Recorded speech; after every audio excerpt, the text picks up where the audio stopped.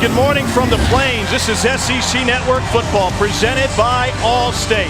And 4-1 Auburn, the 12th ranked team in the country, welcomes the 2-2 Rebels of Ole Miss to town as the Tigers look to stay on a roll. And with that, we welcome you to Jordan Hare, Tom Hart alongside Jordan Rogers. Cole Kubelik will be along in a moment. Week 2 of the season, Auburn went to Death Valley. They got buried by Clemson. Their quarterback was sacked 11 times. Since then, they've been a different team. They went out. They're a lock for the playoff. Yeah, absolutely. And this team at times has seemed like a quarterback away in recent history. The addition of Jarrett Stidham and Chip Lindsey, and really how they've progressed and changed this offense since Clemson, has created a dangerous element to this passing attack and really this offense as a whole that has them primed to compete for an SEC championship. Their defense has been one of the best in the nation all season long, so they look for that trend to continue as well. They have yet to allow a team to score more than 14 points in a single game. They're the only school in the country that can say that. Auburn won the toss. They've elected to defer, so Matt Luke's Rebels will get the ball to start. And Shea Patterson ready to take the field for Ole Miss. Daniel Carlson will kick off. Jalen Jones back to receive. And we are underway from the Plains. No chance for a return for Jones. Let's take you down to the field. Cole Kubelik moments ago was in the Auburn locker room. Cole, what was the scene like in there? Ooh, Tom, I'm ready to suit up. A lot of star power in that Auburn locker room. How about 4 Super Bowl rings and a Heisman Trophy? Steve Wallace, Bo Jackson, Reggie Torbor, the honorary coach, addressed the team today. Talked about what it means to be an Auburn man and having that AU on the helmet. But I tell you guys, Kevin Steele addressing this defense that's about to take the field and comparing them to a nuclear reactor had me ready to throw helmets and pads on this morning. It's been a meltdown all season for opposing offenses, that's for sure. Shea Patterson knows it. He's a mobile quarterback that does great outside the pocket. And Kevin Steele is coach against a lot of guys like that. Throwing on first down, he fits it in for a gain of 5 to A.J. Brown, who leads the league in receptions. Patterson, sophomore from Shreveport, second year as a starter after taking over about midway last year. Tom, he's going to be looking at A.J. Brown a lot tonight as you see him go there again.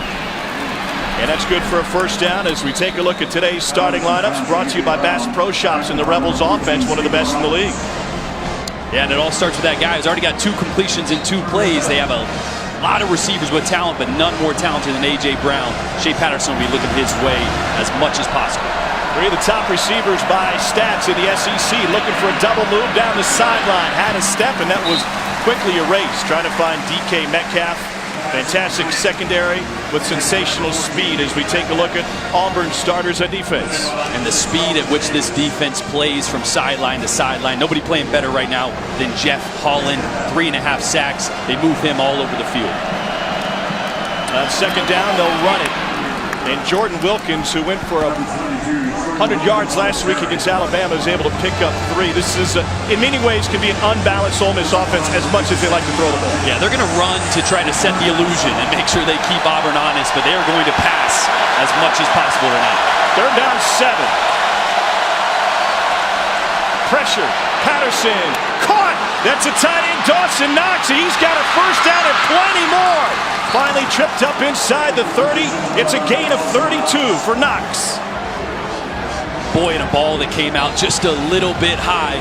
It was man pressure. You see Auburn coming here, which means it's man-to-man on the outside. And Dawson Knox, the 6'4", 250-pound target, helped his quarterback out with that one. Just his 3rd catch of the season. Patterson washed it, able to recover. May have been an incomplete pass anyway, but he makes his way back close to the line of scrimmage, if not back to it. So wasted down there for Ole Miss and their interim head coach. They wanted to simplify things offensively this week, trying to move faster. And under their offensive coordinator, Phil Longer, they're moving fast here on their opening possession. Patterson stays in the pocket, able to sidearm it to A.J. Brown, who already has 3 catches today. That one goes for 4. Yeah, Tom, when you mentioned simplifying this offense, it doesn't mean that Longo's going to be taking plays out, but simplifying what Shea Patterson has to do before the snap. So as you can see, they've played with more tempo. They take things off his plate. He throws with more conviction, and he thinks less. Third down, 6.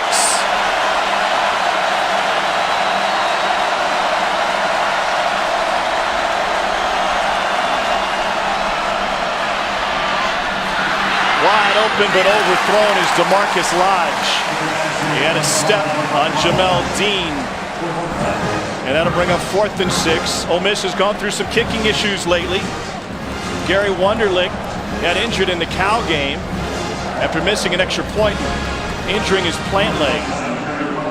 The senior from Memphis University School is on to attempt this one from 43 yards. His longest season is 29. Distance and off the post, no good.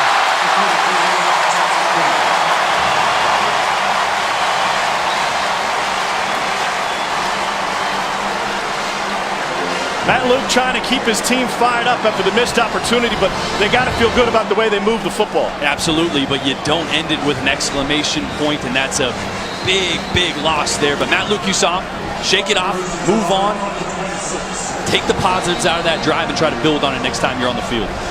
Last year, he was the most accurate kicker in the country. But off the mark there, and Gus Malzahn's team avoids falling behind. They've scored first in all 5 games this season. Kerryon Johnson, the running back behind Jarrett Stidham. And Chandler Cox out of the backfield. Just a second catch of the season. Jarrett Stidham showed up after sitting out a year, transferring out of Baylor. He was one of 12 Division I quarterbacks to come out of Stephenville High School. Started a handful of games behind an injured Seth Russell with the Bears. And then was a scout team quarterback at Midway High School in Waco, Texas. Well, he spent a year at the junior college route. Here's Kerryon Johnson. And a gain of 5. And Stidham has always been a confident quarterback, but you can sense more confidence from him talking to him over the last couple of days after what he's done the last few games. Yeah, almost 2 calendar years when this season started since he'd taken a snap on the field. You've seen his confidence grow. You've seen the relationship with Chip Lindsey and what they're designing. You saw the first pass play here, a simple flood concept to the boundary. Those are easy layups for a quarterback. He's playing confident, he's completing balls, and this offense is running really well. There's Johnson straight ahead, trying to bowl some people over to stiff arm the clear him. Past the 50 and into Rebel territory. Kerryon Johnson with a muscular 26-yard run. I tell you what, Tom, it's going to be scary when this guy is actually full speed, because I still think he's a little bothered by that hamstring injury. But the physicality and the burst is still there. The finishing speed, I think, is what he's still waiting to catch up on. Gets another opportunity and plunges ahead for 3. Johnson second in the nation in rushing touchdowns. He had 5 a few weeks ago against Missouri. We've seen the evolution of this Auburn offense, because early in the season, not just Clemson, but also Georgia Southern, it was clear as a lake. You couldn't figure anything out with what they were trying to do or what they were accomplishing. I didn't know how they wanted to run the zone read with a non-mobile quarterback. They were taking too many shots, and their offensive line hadn't figured out the rotation yet. Here's Eli Stove on the sweep, and he can barely get past the line of scrimmage. The offensive line has really been the missing piece here. You saw it last week, 4 passing plays over 40 yards. When you give Jarrett Stidham time, he can really hurt you. But it's been the transition of solidifying those 5 guys in front of him. You'll see Austin Golson at left tackle this week as well, and Casey Dunn at center. Dunn, a transfer from Jacksonville State. Everybody was across the line.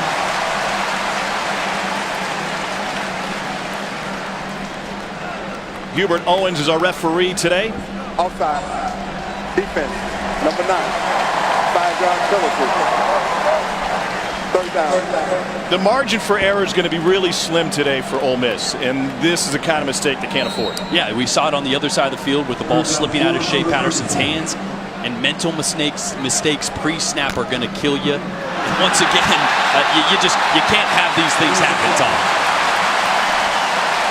On the road against a good football team. Defense, number 9, elevated to the quarterback. 5-yard penalty. Result of the penalty is a 1st down. It's Breland speaks again. Matt Luke, a former Ole Miss center for 3 years, a starter. Long-time assistant coach. Interim head coach now for the Rebels.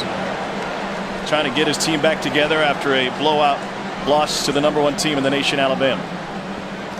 1st down and 10 now for Auburn again. Little toss action, and this is the freshman Devin Barrett. Barrett taken down after a gain of 5. Here's a look at today's starting lineup for Auburn on offense, brought to you by Bass Pro Shops. It's going to be interesting to see these backs. Obviously, we've seen Kerryon Johnson. Devin Barrett, the true freshman, just got a carry there. They're working out who's healthy, who can tote the rock, who they need to take out in pass protection situations. It's a puzzle back there with the running backs at Auburn right now. Will Hastings moves to the slot for Auburn. He's Stidham's favorite receiver. Kerryon Johnson trying to muscle his way up with Bo Jackson looking on. Anything that feels as a running back at Auburn. You got Bo Jackson on the sideline. Talk about, a guy you're trying to reach that level of the '85 Heisman winner. Especially Devin Barrett, true freshman, just had a carry to that sideline. Not sure if he looked over and saw Bo, but if there's anybody to look up to that's done it the best, especially here, it's that guy. Bo squatted down inside the 5-yard line. Auburn trying to get inside the red zone. Stidham to set up the screen. Here's Kerryon Johnson, leaps, and he's brought up just a foot short. And decision time here.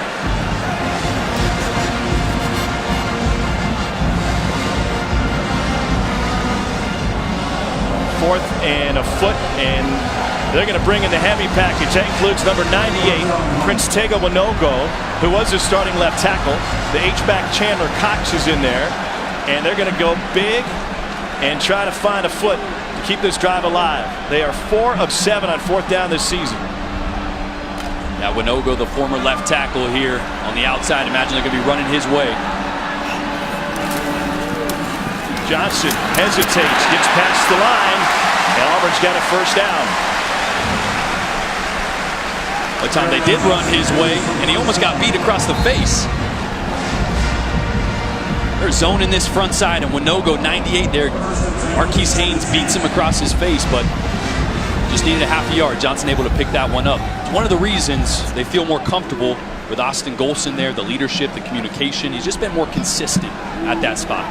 10th play of the drive, opening touch for Auburn.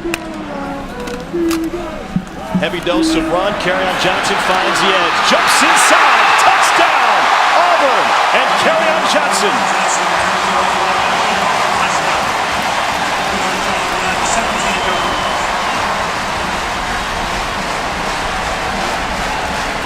A 74-yard drive, 53 of those yards come courtesy of Kerryon Johnson. And this is just a buck sweep. You know it's going to be a good play when your guard, Mike Horton, comes from the opposite side and doesn't need to block anybody. Kerryon Johnson, I said, not sure if he's healthy. He's looking good so far. Good enough. Daniel Carlson, an SEC record, 162 consecutive point-afters made, and he banged through the 163rd straight. 31 seconds remaining in the first quarter. Kerryon Johnson carrying the load. That is his 10th rushing touchdown of the season, one of the best in the country at finding the end zone.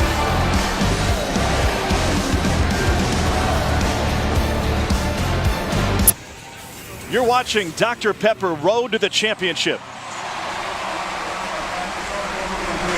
Auburn gets their first score. They've scored first in all 6 games of the season now.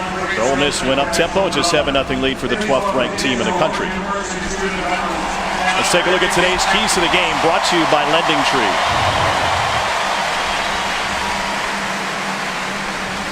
Tom, Auburn, not much resistance in putting up points. Ole Miss is going to have to match that. As we've seen on tape all year, they have to protect Shea Patterson, see him move in the spot, the launch point, getting the ball out of his hands quick. And obviously, we've already seen it tonight. Auburn's run game, the health and the efficiency is in question. It looks good so far. Again, no chance for a return for Jalen Jones. Let's take you back to the studio. Peter Burns with an early update.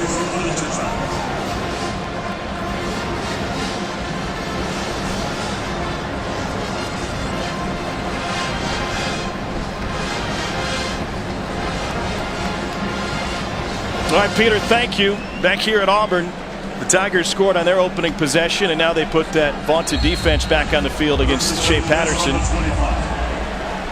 Patterson 4th in the nation in passing yards per game. 362 for the mobile quarterback. They bring Brown to the backfield and a quick shot to the outside. DeMarcus Lodge has nowhere to go, swallowed up, and man coverage by Jamel Dean. Well, they had a choice last year, either burn Shea Patterson's red shirt or get him some valuable playing time. And early on, it looked like the right choice. He was magnificent. Some magic in his blood. His grandpa, George Patterson, toured with the Globetrotters. His brother's on this Ole Miss staff. He wears that number 20 as a nod to his grandpa's playing days in professional basketball, as Jordan Wilkins takes it for a Rebel first down and a gain of 13. Yeah, Tom, and Shea Patterson has a lot of weight on his shoulders to carry this offense. They don't run the ball very well. They're going to spread the ball passing. He's skilled, live arm, and he throws very well off platform. We should see them move the pocket quite a bit today. 129th in the nation with the running game. Jordan Wilkins dives forward to pick up 4. This type of quarterback is no stranger to defensive coordinator Kevin Steele. In his 38th season, he said, listen, I've coached against some of the best running quarterbacks and mobile quarterbacks in college football, right? You can rip off a guy like Doug Flutie, Michael Vick, Johnny Manziel, even Tommy Frazier back in Nebraska. Patterson staying in the pocket again, stands tall and delivers a strike to A.J. Brown. Gain of 11. That's pretty good for sitting in the pocket. I was just going to say, you rattling off these names. Not anybody can rattle off those names. Flutie, Vick, Manziel. You saw Shea Patterson deliver from the pocket there, but Kevin Steele is going to be very worried and the emphasis this week with his defense has been on second reaction plays. Wide open against the Auburn secondary is Van Jefferson, and he takes it to the 20. Gives us a chance about what Phil Longo wants to do with this offense. That is throw to space, and there was way too much space that time for Jefferson. Yeah, early on we're seeing a little bit of confusion in the Auburn secondary. You see him running guys off and on right now. Their personnel is not matching up with the pace that Ole Miss is setting. Patterson fakes the throw after the handoff to Devon Penniman, and he maybe finds one. Does it give you the feeling that maybe Auburn wasn't anticipating Ole Miss going this fast? Yeah, absolutely. I mean, Longo talked about simplifying. Well, that means you can go faster. That means you don't have to think pre-snap. And Auburn, I don't think, was ready for this pace that Ole Miss has set. And then you slow it down and you check at the line of scrimmage like they're doing right now. Patterson flushed. He's great on the run. They're trying to backpedal. He ad-libs all the way back to the 37. And on the run gets hit. And it falls incomplete. He was out of bounds. We got a flag on the play.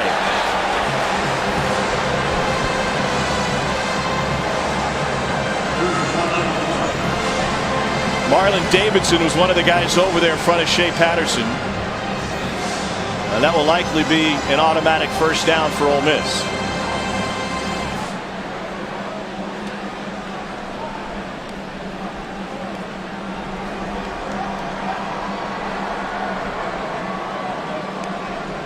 Hubert Owens talking it over. Ole Miss has Shea Patterson in the backfield as a quarterback, and so Auburn went to one of their walk-on former high school quarterbacks to imitate him this week in practice. They said he had free reign to run all over the field. Could change direction all he wanted. And the idea was that Ole Miss gets multiple plays out of a single play. It's a different play once it breaks down. Personal foul. Late hit out of bounds. Number 5, 95. 15-yard penalty at the end of the run. First down. It's Ontavious Russell who gets flagged. His 2 steps onto the white, and Davidson lowered the boom. Oh, yeah. Or pardon me, Russell. Can't do that. But, Tom, you mentioned the second reaction plays or the scrambling. 2013, I was on the Bucs roster. That was my job. I imitated Cam Newton, Colin Kaepernick, Russell Wilson. They had me just run sideline to sideline at times. They didn't care if you threw it or not. They just want the defense to get used to the quarterback breaking the pocket. I want to see your GPS readout from those practices. Burned a lot of calories. Jordan Hare coming alive here. Fresh set of downs for Ole Miss.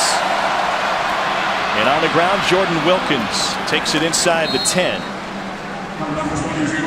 Wilkins had a breakout game last week against Alabama. 12 carries, 101 yards. During the week leading up to the Bama game, Shea Patterson predicted it. He said Jordan's really running the ball well. He's looked great in practice, looks healthy. Man coverage on the outsides. This might be a shot in the end zone.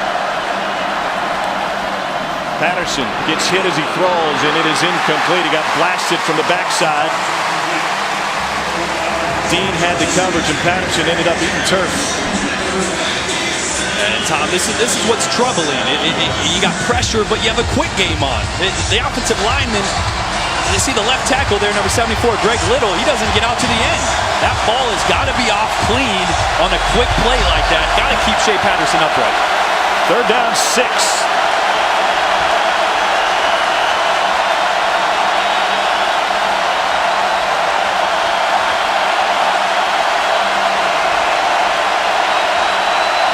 Play clock at 2. Patterson, corner fade, incomplete. Lock-up coverage on DK Metcalf by Carlton Davis. And that'll leave 4th down. Already one missed field goal today. Came from 43 from Gary Wunderlich. They'll trot the kicking team out again. And this is the size advantage that Ole Miss has on the outside. DK Metcalf, 6'4". Won't be the last time we see him try to hit a jump ball on the outside. 27-yard attempt for the senior Gary Wunderlich. 5 of 8 on the year.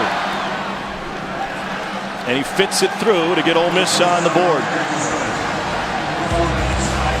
Both offenses moving at will. Auburn with an early lead.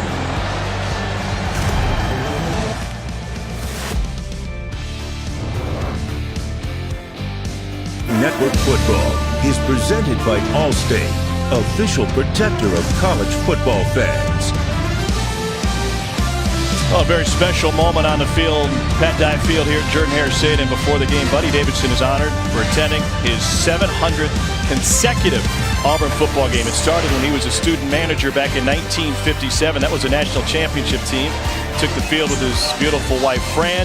His son, Rick, was behind him. He's been in 53 stadiums. He's traveled over 200,000 miles. But after suffering a stroke a couple seasons ago, they said the streak's going to come to an end someday soon, and if he wakes up next Friday and says, you know what, I want to go to LSU, by golly, they'll go to LSU. 700 is a heck of a number. Triple header on the SEC Network today, and a big one at Williams-Brice. Brett Bielema in Arkansas go in there with a former South Carolina running back. Meanwhile, later tonight, under the lights in the Commonwealth, it's Mizzou and Kentucky. Both games also streaming live on the ESPN app.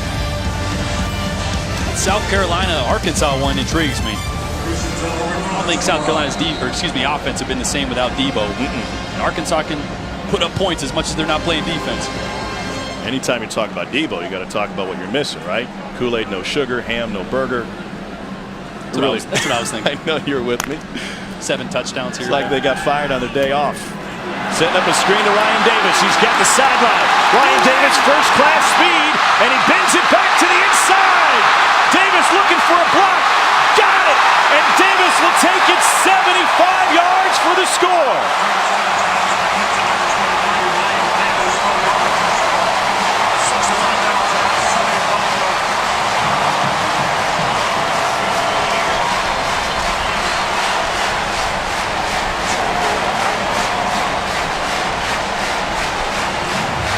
This is a great play design. You'll see the power movement up front. They pull a guard that sucks the linebackers. And anytime you get it to a guy like Ryan Davis, he's always got a chance to take this one all the way. This is the thing. These are the concepts that Chip Lindsey has started to incorporate more and more to give Stidham these easy outlets, and that's why you're seeing his completion percentage go sky high. Carlson Banks throw another extra point. Davis will grab the headlines with 75 yards, but great blocking down the field from a host of teammates, including Will Hastings, maybe the only guy who could beat him down the field.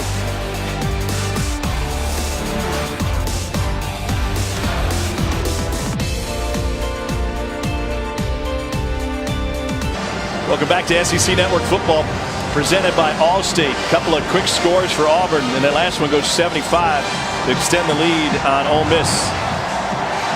Looks like a brand new offense last few weeks, doesn't it?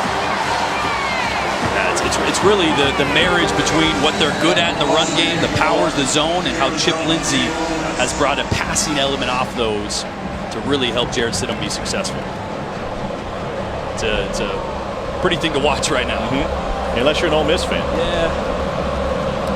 They're moving the ball too, though. Problem is the Rebels have had to settle for 3-point attempts. They're 1 of 2. Let's take a look at that touchdown catch and run. And here's what I'm talking about. The running concept. You're going to have a power scheme. So that guard's going to pull, which sucks up both these linebackers. And then the key block, Austin Golson taking over a left tackle. That's what really springs Ryan Davis, and obviously the rest. There's a whole lot of athletes. Nate Craig Meyer getting downfield blocking, and then look at Will Hastings from the backside. That's 4.3, 140 speed. Did you see Craig Myers directing traffic behind his shoulder? Hey, cut back over my shoulder. I mean, this is such a hard block right there. You may say, oh, he missed him, but no, he just got in the way and made the corner go underneath. Great job by Austin Golson playing left tackle now. Ole Miss racking up the yardage. Can they find points? That is incomplete off the hands of A.J. Brown. Tom, this is something to continue to keep an eye on. These receivers are creating separation. We knew coming in that they were talented, but that should be a touchdown or at least 40, 50-yard play right there. And this is an Auburn secondary that broke up 12 passes last week against Mississippi State. That was the most for Auburn since 2001. Back to the running game. Devon Penniman having a hard time keeping him honest. He loses 3. And this is the problem when you don't have a running game that's getting anything going. And also when you run right at Derek Brown, that never works. But you put yourself in 3rd and longs consistently. Very tough to get those play in and play out or drive in and dry out. Auburn brings the safety all the way up. Catch made short of the marker by A.J. Brown. Gain of 9. Jeremiah Dinson, the sophomore, with the coverage. And we'll see our first punt of the game. It's a great job by Auburn defense right there, getting off the field. Got an emphasis on 3rd down. They've gotten more simple. I think we'll see less blitzes on 3rd downs. I think we're going to see that on 1st and 2nd against this Ole Miss offense. Likes to throw the ball early. Evan Steele talked about being simple. Let his players play. Will Gleason will punt it away to Stephen Roberts. Roberts backed up to the 20. Takes it out to the 26. 46-yard punt, 6-yard return. Jalen Jones with the special teams stop for Ole Miss. So another opportunity for Jarrett Stidham in this Auburn offense. Stidham got put on his back 11 times against Clemson. He was under that Death Valley sod, but he's come back like Lazarus since, and they've been magnificent. A very efficient offense with big plays abounding. We see another big play on that last possession. That was the secret. That's what Auburn didn't accomplish the first 2 weeks. And they go to the Wildcat here. And they'll hand it off and find a first down over the right side, and a gain of 11 on 1st down. The run from Cam Martin. Well, Tom, you hit the nail on the head there. It's an Auburn team who is finding their rhythm running the ball with Cam Martin right there on a sweep, buck sweep out of the Wildcat, which is opening up the vertical passing lane. They've been able to protect Jarrett Stidham. When we saw that Clemson game, 11 sacks, most of the throws there were trying to push the ball downfield. They just didn't have time. So whether there was a blitz or whether the coverage was there, Stidham didn't have a quick outlet, and they weren't protecting him. With a better run game, with quick outlets in case the zone or coverage or blitzes aren't there, he's able to get the ball out or push it downfield when he needs to. On 2nd and 7, Kerryon Johnson gets a chance, and he's able to break across midfield and pick up 13 yards and a first down. Last 2 games, Auburn has had 14 plays to cover 15 yards or more. Just dicing opposing defenses. And here's Johnson up the middle again. And really an unsung hero for that is Chandler Cox, the blocking tight end. Just 1 reception on the year, but he's done as much for this offense as anybody. Blocking up front for Kerryon Johnson, blocking in protection for Stidham. He's been vital to this offense success. Deep down the sideline, diving attempt and up the fingertips of Nate Craig Myers. Looking for another big play. It's an offense that last year their goal was 9 explosive plays a game. It looks like they're trying to be a big play offense once again. If you want to get those, you got to take at least 15. Then you're not going to hit on every single one as they seemed to do last week. Number 3 there, Nate Craig Myers, was a top 3 wide receiver recruit out of high school. They're really looking for him to emerge and be a playmaker. He's got all the ability to do so. Last 2 games, they lead the nation in big plays. Alabama's number 2, Stidham, deep out. Craig Myers, first down. 19 that time. Javian Hamilton with the coverage in the Ole Miss secondary. Another easy concept, just a high-low concept to that side of the field. But as I mentioned, number 3, Nate Craig Myers. It's a guy that's been getting Stidham's attention lately. More on Nate Craig Myers. Let's throw it down to Cole. Tommy was actually coached by former Auburn wide receiver Jarris McIntyre, whose father also played wide receiver here at Auburn, down at Tampa at his high school. Jarris McIntyre told me, he said, the thing that sticks out to him the most is his competitive. The guy never wants to lose. He's not afraid to compete, wants every ball thrown his direction, but knows how to be unselfish about it. Out of Dade City, Florida, and Tampa Catholic. There's a lot of great playmakers in this Auburn offense. Got to learn to share the ball. Johnson picks up maybe a yard, and that will leave 3rd and 6. It's going to bring it into the first quarter. Auburn has run 19 plays. They have 194 yards to show for it. Meanwhile, Matt Luke's team is moving the ball, just unable to find points. 1 of 2 from deep. Well, the Tigers have put 2 touchdowns in the board, and they're knocking on the door of a 3rd. This one only took 1 play, a 75-yard touchdown for Auburn, and the Tigers lead at 14-3.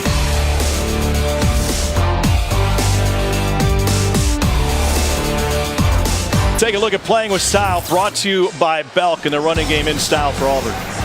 Kerryon Johnson has been electric. I mean, usually he's the slasher, he's the speed guy, but he has been running over people, and then he'll make you miss too.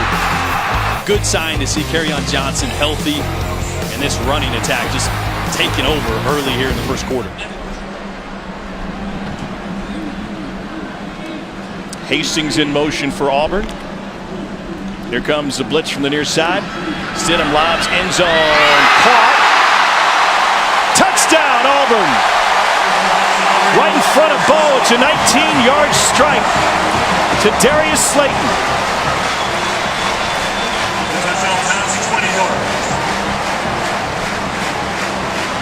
Good to see Darius Slayton getting going. It's man coverage. Great ball, great job keeper. Look at his left foot stayed down there. He's got big playability. Ball just hasn't been going his way.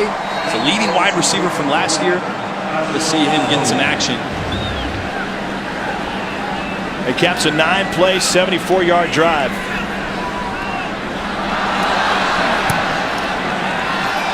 Now we got flags on the play.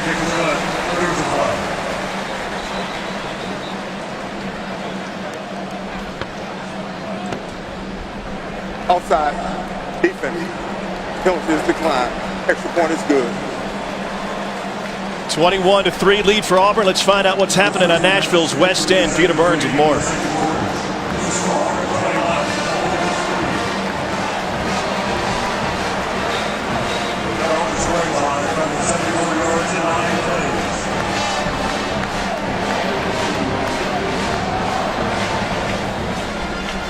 Wow. If that were you, you'd go looks like you with the next time. We were both going there. Yeah. Well, Peter had it set up for it. Here's a look at this touchdown catch. And look at the guy who's celebrating. That's the 1985 Heisman Trophy winner helping out the officials. He knew it. Well, we talked about it earlier with Kerryon Johnson. How cool to have Bo Jackson on your sideline celebrating what you're achieving on the field. And you catch your first touchdown of the season right there in front of him. Should have 2 Heisman winners in the house today. We understand Pat Sullivan is in here as well. Yeah, I bet you he could put a jersey on Bo Jackson right now. He's getting at least 4 yards.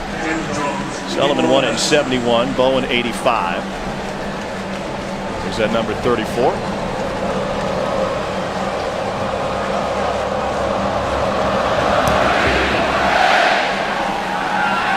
Jalen Jones has not had a chance for a return.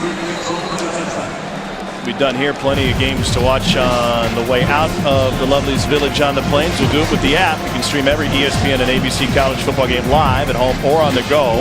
Download the ESPN app to start streaming now.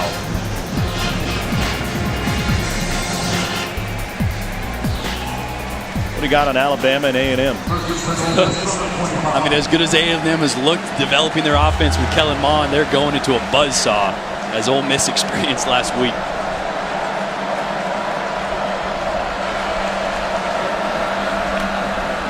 Back to the ground game for Ole Miss and Jordan Wilkins. And Wilkins takes it to the 30. We mentioned this earlier for Ole Miss. Their first-year offensive coordinator, Phil Longo, who was tutored on the air raid under Mike Leach when Leach was at Kentucky, simplified things. Now, it's really simple for them because they come in with just 28 plays. So they've been able to move fast and up the tempo. Have you seen it be predictable, though, for Auburn from a defensive standpoint? You know, not yet. I mean, they've had opportunities. There's a few times they hurt themselves on the other side in the red zone with Auburn, but you've seen the opportunities have been there for the Ole Miss receivers. 28 plays, though. I mean, that's why he doesn't have a play sheet. He doesn't need one. I mean, it's very simple. They should be going very, very fast. We'll see if it gets predictable with Auburn's defense catching on. 1 of 4 on third down today. Metcalf, the intended receiver. Carlton Davis, the coverage, and Shea Patterson had nowhere to go.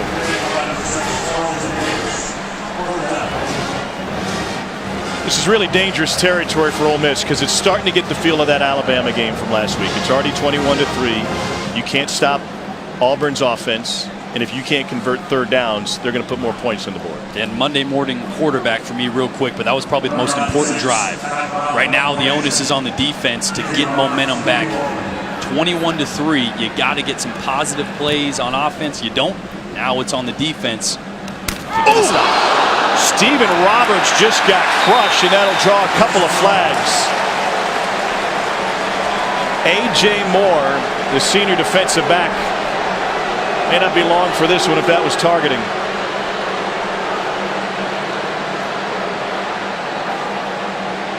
"39-yard punt."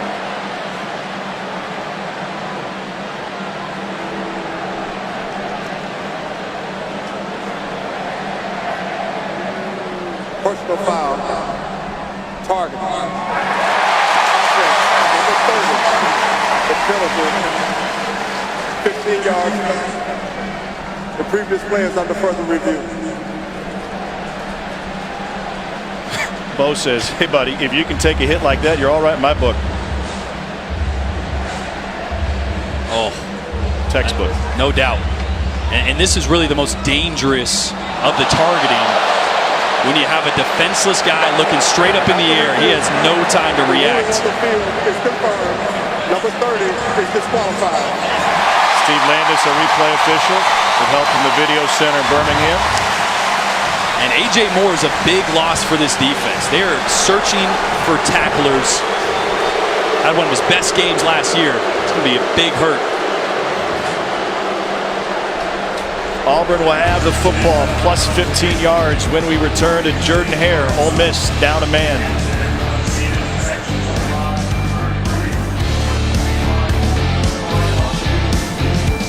Matt Luke has a dangerous situation on his hands now. They're without their nickelback, who's been playing the entire game. That was A.J. Moore. Montel Custis comes in for him, and you get deeper in your secondary. How do you react to that as a quarterback? Well, now you got backups on the field, so when and if they have to pass the ball, you can take advantage of it. Stidham gets flushed. He was trying to hit that wheel route. Get taken down for a loss. First sack of the game. Let's check in with Peter.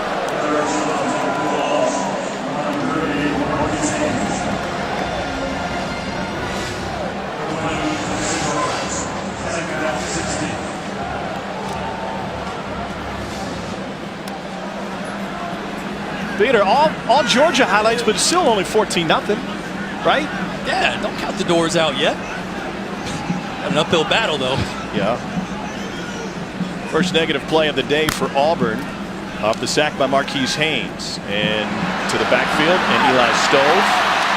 Past midfield. That'll set up third and short after the sack at the gain of 15. Yeah, and this is what Auburn is doing zone read-wise. You don't have a quarterback that's mobile. You get the read to pull, you give it to your quick guy that's going to be either Eli Stove, number 12, or number 23, Ryan Davis. It's a nice little easy dump off for Stidham. Back to the jumbo package on 3rd and short. Overloaded the right side. Kerryon Johnson straight up the middle. This will be his 2nd touchdown of the game. His 11th of the year. It goes for 48.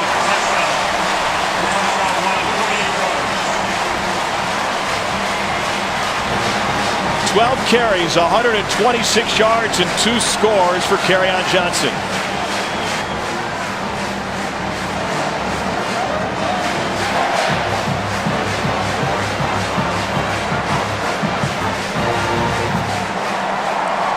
They brought in Prince Tega Winogo. They flipped Golshin to the right side. And Johnson was ready to take it right up the gut against that Ole Miss defense.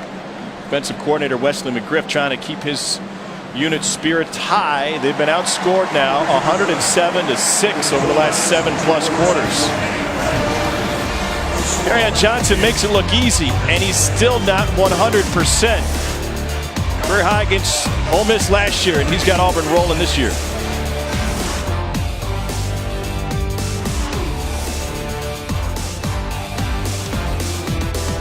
Auburn's running game is rolling right now. What we're seeing is just a power running game. You got Mike Horton come across, but it's this double team that really clears the way with Darius James, number 78, taking that 3 technique out of the way.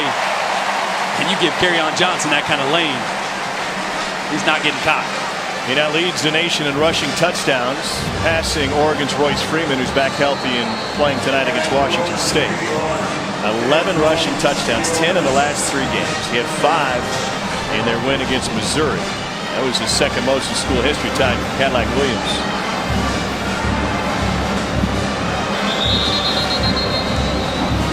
And the wind took the ball off the tee. Kickoff team's been busy for Auburn. By the way, Ole Miss needs to find some offense. Got 120 minutes since their last touchdown.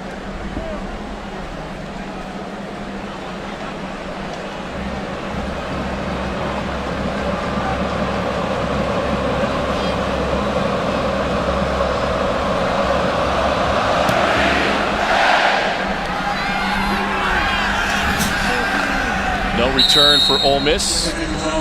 Basketball season's upon us. Sunday at 7, the SEC Network kick starts 5 weeks of Kentucky basketball coverage with the UK Men's Pro Day, our earliest look at Cal's team.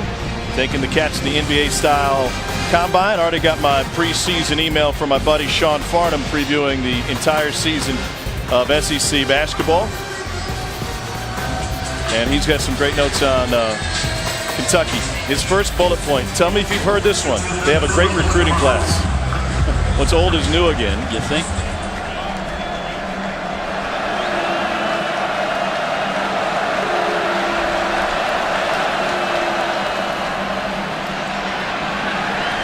Jordan Wilkins finds 3 yards. What can you do if you're Phil Longo for Shea Patterson in this offense? You've moved the ball, but you haven't been able to punch it in. You know what we haven't seen yet? They have not got Shea Patterson out of the pocket and on the edge. You got a mobile quarterback. Your offensive line up front is struggling to some degree with this pressure that Auburn's bringing. You got to get him on the edge and allow him to make plays with nothing in his face. Turns his back to the line of scrimmage and heaves one deep. Multiple flags, and the jump ball is batted away. And then we got another flag deep in the secondary, likely on Daniel Thomas, who was locked up with A.J. Brown.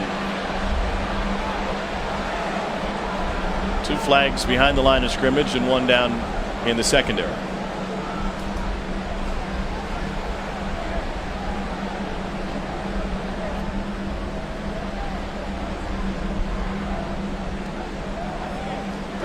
Personal foul. Shot block on the offense. Number 50. Pass interference. Defense. Number 24. Those penalties offset. Replay 2nd down. Sean Rawlings, the Ole Miss center, playing with a surgically repaired ankle from a couple of weeks ago. Middle of your screen. which He is was a high engaged, low. and Knox took him high, yeah. And then there's Daniel Thomas in the back end. You know what, though? Kevin Steele's probably okay with the physicality on the outside edge there. It's one thing he stressed this week. He wanted his DBs to be physical in man coverage. Here's the ball, Penniman. Whoa, big hit from Penniman. He was so adamant that they be physical that they pass out boxing gloves, and they had the DBs working against Never wide heard of receivers that. with boxing gloves. Which is great, though. Well, physical play, listen in. Tail end of this one. Pat's popping here at Jordan Hare.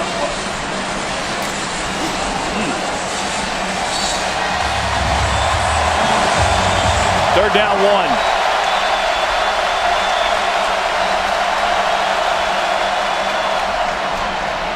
And the Rebels able to convert behind the running of Devon Penniman, the sophomore from Houston, Texas. He was their most effective running back early in the season prior to that Alabama game.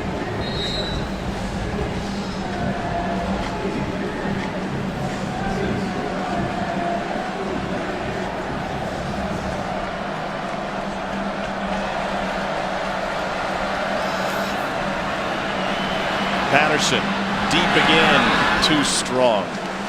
Physical play in the trenches. Cole, what do you got? Tom, you mentioned how physical this Auburn defense is. How about linebacker Deshaun Davis, since the beginning of last season, has broken 15 helmets, 8 face masks. He's also cracked since the beginning of last season. That includes spring ball and two-a-days. This guy is a helmet-wrecking machine for the Auburn defense. What's the exchange policy with the equipment guys? You have to keep your receipt? Little swing pass to Penniman. And he takes it inside the foot. I mean, Cole, seriously, how does that happen?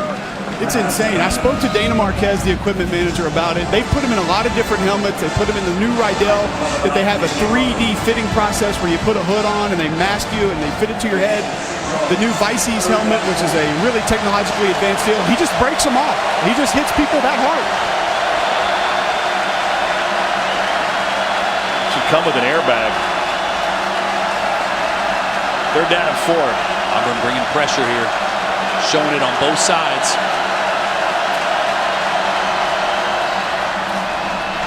On the slant, that's complete for a first down to Van Jefferson. Pickup of 7. I don't imagine you ever broke any helmets, but did you have any of your helmets broken? I had a few helmets probably broken on me, but I was never on the other end of delivering that. Patterson stands tall again. And he's able to get it outside to Wilkins, who hangs a U-turn. Nice little dance move and a first down. He tries to hesitate before he gets taken down at the 34 and a gain of 18. All right, so the Ole Miss offense starting to work here behind the arm of Shea Patterson. Able to change his arm angle and get it past those defenders. And that's a check down, Tom. It's not cute.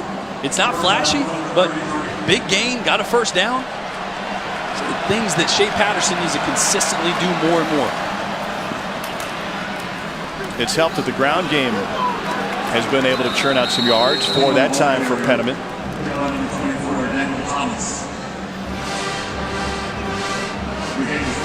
An Auburn player lost his helmet. That's Montavious Atkinson. He has to come out for a moment.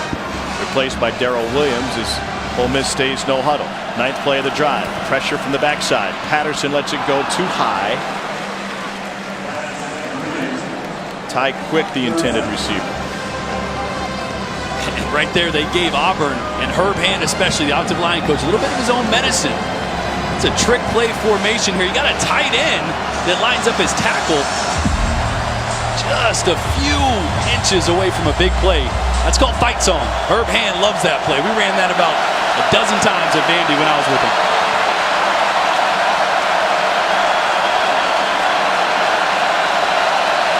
They're down at 6. Longo's got the play call in for Patterson. Double slants and it's knocked away. Stephen Roberts jumped the route. Trying to find Ty Quick. And I think you go here, I'd leave my offense on the field. You like that play call on 3rd and 6? You know, I don't love it because it's to a tight end that is 265 pounds. More of a blocking guy for them. I don't mind the slants, but you work A.J. Brown, you work DeMarcus Lodge, one of your playmakers.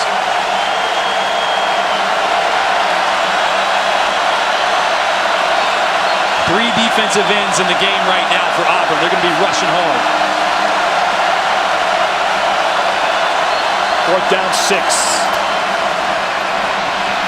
Patterson, clock ticking, flags on the play, and he'll send it complete shy of the marker. We got people going down like bowling pins on the Ole Miss sideline. Holding offense, number 73. That's the senior Rod Taylor. We haven't talked about this much. When you have a quarterback who ad-libs as much as Patterson does, that can put stress on your offensive lineman. Absolutely. Offensive line has to block as long as the defense has to cover. They turn it over on downs, back to Auburn. Tigers with a comfortable lead by 25.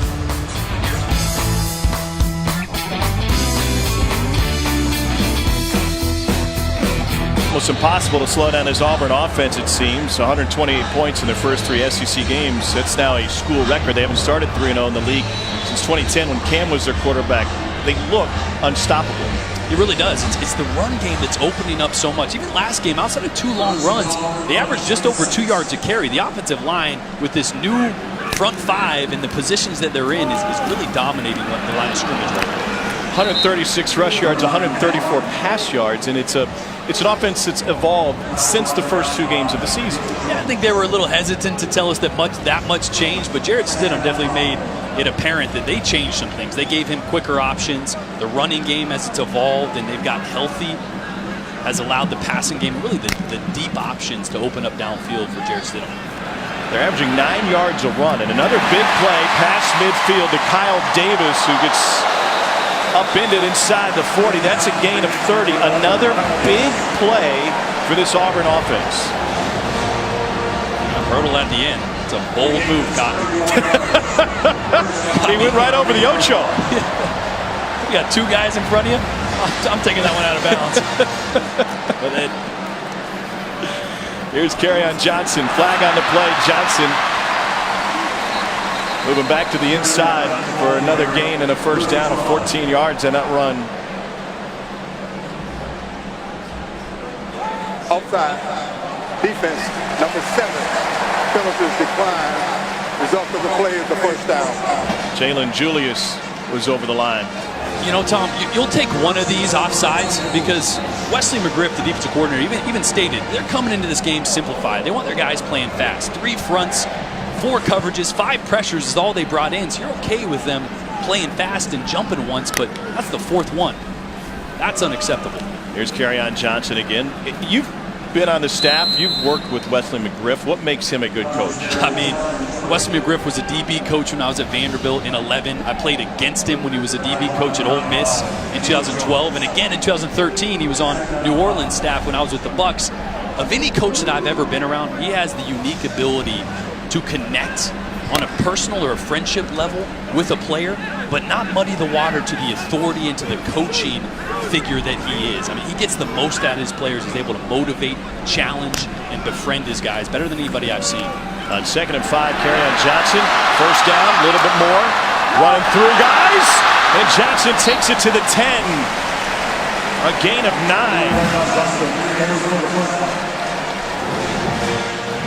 These type of runs, Tom, are the ones that just break your will. That's 2 tackles right there. They gave him everything he got, and he just shoulder shimmied that off. Ryan Davis picks up a few yards. We'll get a flag on the play. 12 men on the field.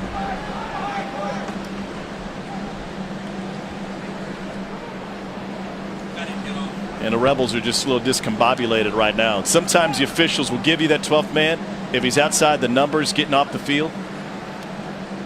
Substitution infraction on the defense. 5-yard penalty from the previous spot. Still first down. But Auburn has turned up the tempo now. That you can't go too fast for Jarrett Stidham. Right? He was at Baylor. And he said, if I sat you down and tried to teach you the Baylor offense, I could do it in about 15 minutes. This is a little bit more complicated, but the point of that is that they ran with such tempo at Baylor that he's not going to get overwhelmed with the speed of this offense. Not at all. I think he operates even better when the tempo's fast. Kerryon Johnson in front of Bo Jackson, takes it in again. It's a 5-yard touchdown run, and Kerryon Johnson has 3 scores today.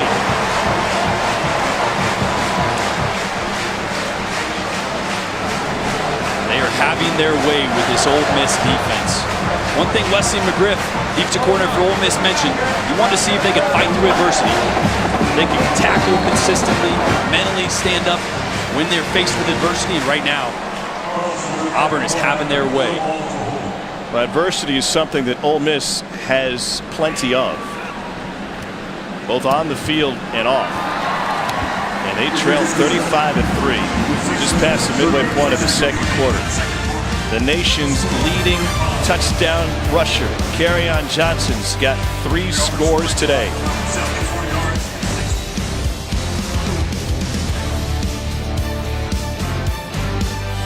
Back on the bench right now for Auburn, and a great one on the sideline. 35-3 lead for the Tigers. Cole Kubelik standing by with Bo Jackson. The 3 Heisman Trophy winners in school history. Your thoughts on Kerryon Johnson, what you've seen so far? Not just Kerryon, but just the whole team and all are playing super this afternoon. Question at half, the question before the game started was, which team was going to show up? Team from the second game or the season, or the team from last week? And I guess they answered.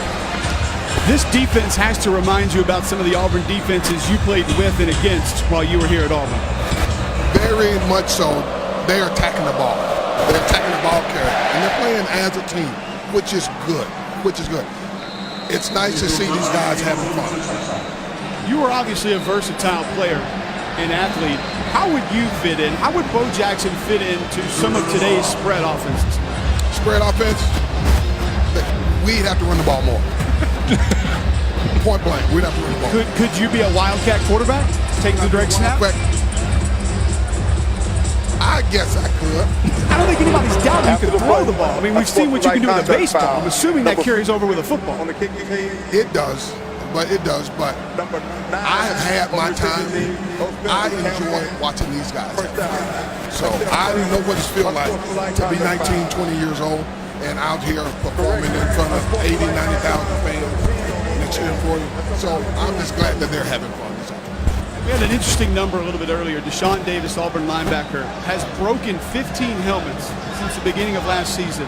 I have a feeling you may have a story about or know how many helmets you broke in your collegiate career? Yes, I have. And if he's broken 15 helmets, it's either one or 2 things. He is playing above that helmet's capability, or they need to find him a better damn helmet. Thank you both. All right. There's so many legendary stories about Bo Jackson. It's hard to find just one. When he worked out with the Kansas City Royals for the first time, Jerry Terrell was throwing a batting practice, and a couple of the reporters were standing around the cage, and they were kind of laughing at just how audacious his talents were. And somebody snickered, well, I bet he can't do it from the left side. Bo overheard it, told Jerry to hold on a second, got back in the cage from the left side, first pitch goes straight away center field. Unbelievable. Let's check in with Peter Burns.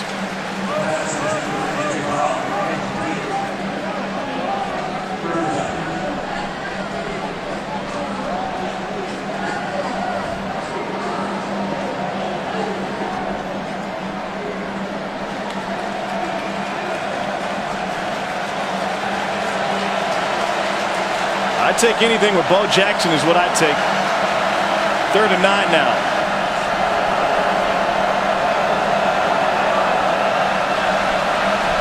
Shea Patterson and this Ole Miss offense have been laboring on this possession. Play clock is at 1, and they'll get a timeout. Timeout. Ole Miss. It's their first time out of the half. We step away for a timeout with them. Shea Patterson kind of limping over to that Rebel sideline with 6:11 to go in the second quarter. Auburn in control.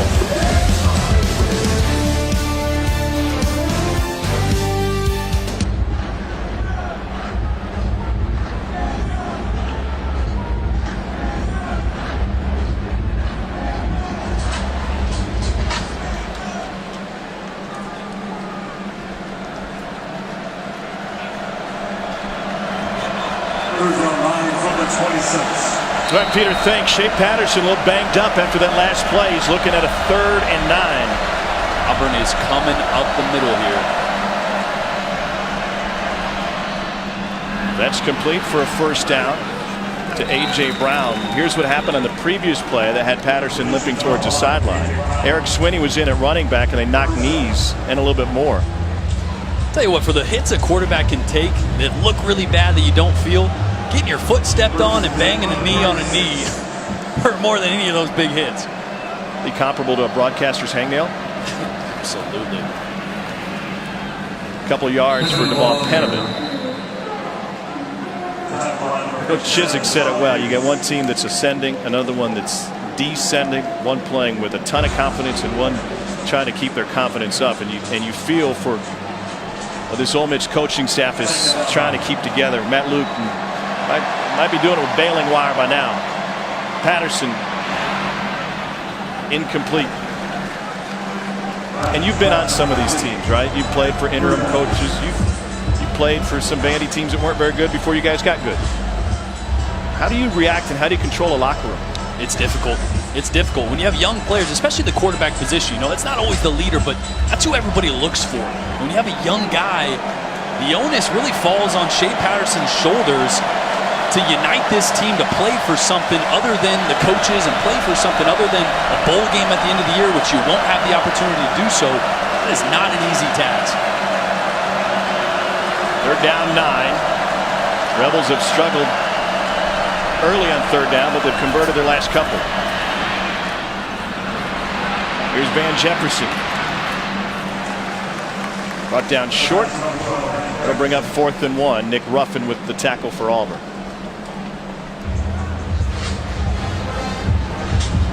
It's one thing Phil Longo said on third down.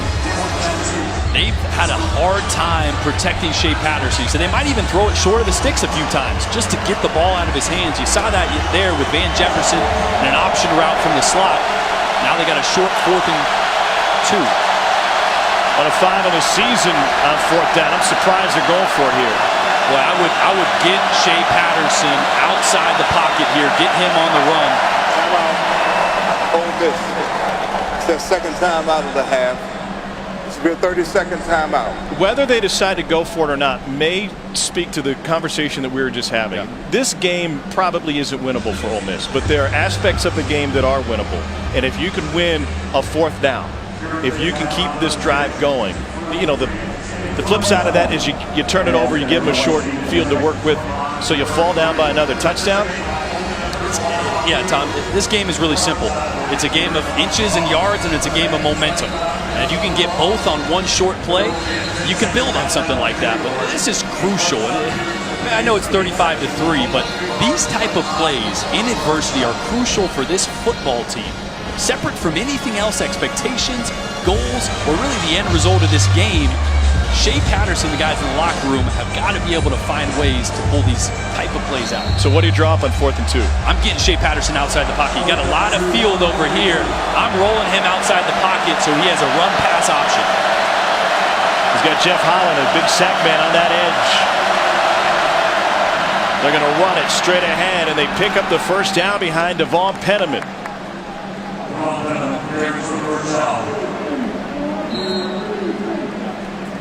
The way they're running the ball, I mean, this wouldn't have been my call, but Penniman, he's been physical. Laid a hit on a few Ole Miss defenders earlier. They trust him right now on those short yardage plays. This is the top 10 Auburn defense, but they have struggled against the run, if anything, this season. Penniman picks up 3 to midfield. 5th in the nation against the pass, 9th total defense, but just 31st in the country, allowing 117 yards a game on the ground. Just astounding, those numbers right there. No team scored more than 14 points against them. How much fun is it talking football with Kevin Steele? Oh. I mean, I wish the audience could sit in on some of those meetings, because we had Kevin Steele, and when he talks ball, he doesn't want to sit there and answer questions like an interview. He gets up on the whiteboard. He goes, oh yeah, we're going to do something like this. Maybe not exactly. And actually, one of the blitzes he drew up top, was the first thing they did on third down.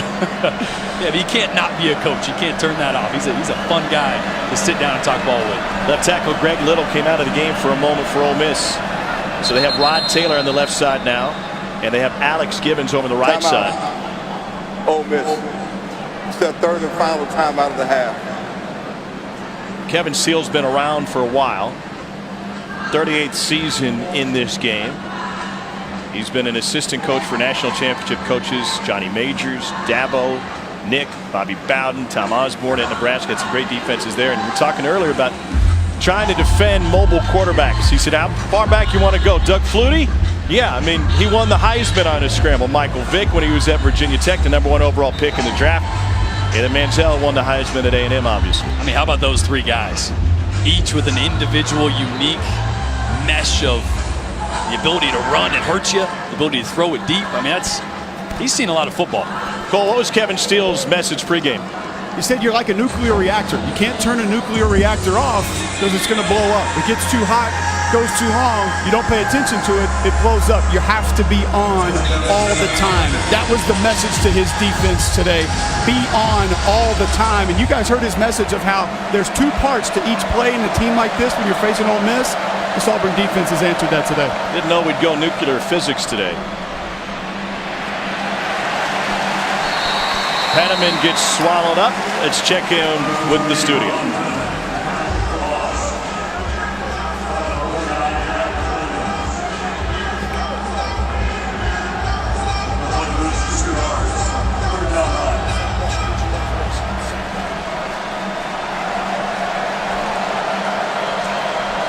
Vandy trying to get that running game going behind Webb, who's been so magnificent. Pressure, a flip, a dangerous play out to Penniman. And Shea Patterson just barely got it away. They're able to pick up 2, and that'll bring up 4th down. Tyrone Truesdale put Patterson in a bear hug. 4th down 7.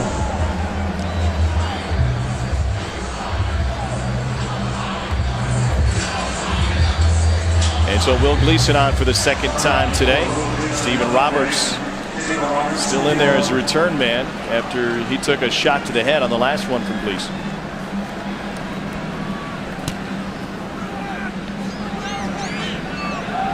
They'll let him be this time, and a fair catch at the 10, a 40-yard punt.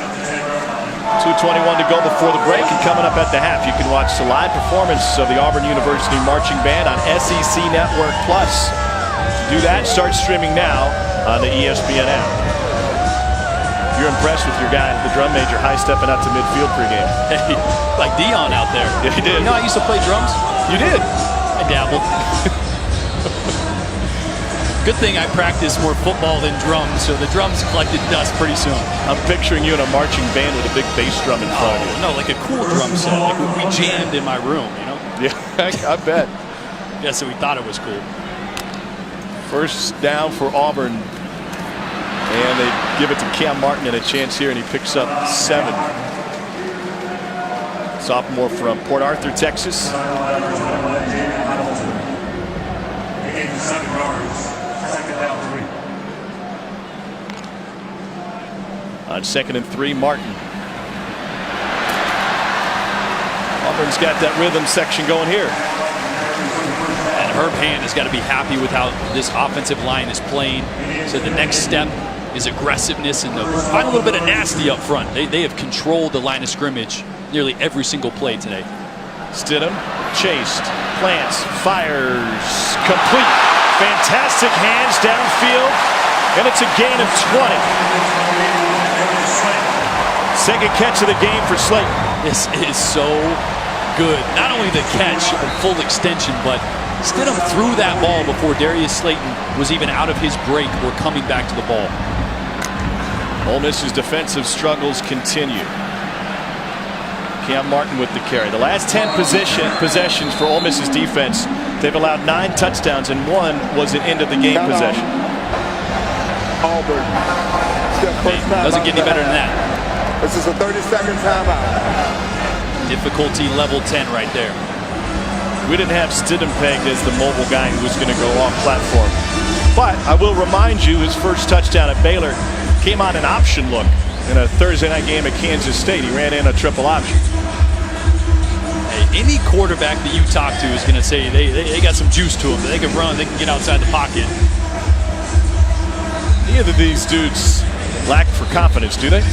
All you quarterbacks are the same. I don't know, but what I love about this Auburn offense is when you think about Auburn offense, you think a quarterback that can really hurt you with his legs. This is a zone read. Nick Marshall, when you give him that space, when the DN crashes down, he's going to hurt you for 40. Well, that's not who Jarrett Stidham is, but it's the same concept play. He's going to read the DN right there. But now, when the DN crashes and gives you that read, you're going to have Eli Stowe, Ryan Davis, somebody filling this void. So Stidham doesn't have to run, he can dump it off. You have the same effect as your normal traditional zone read option with a mobile quarterback, yet you don't have to run Stidham.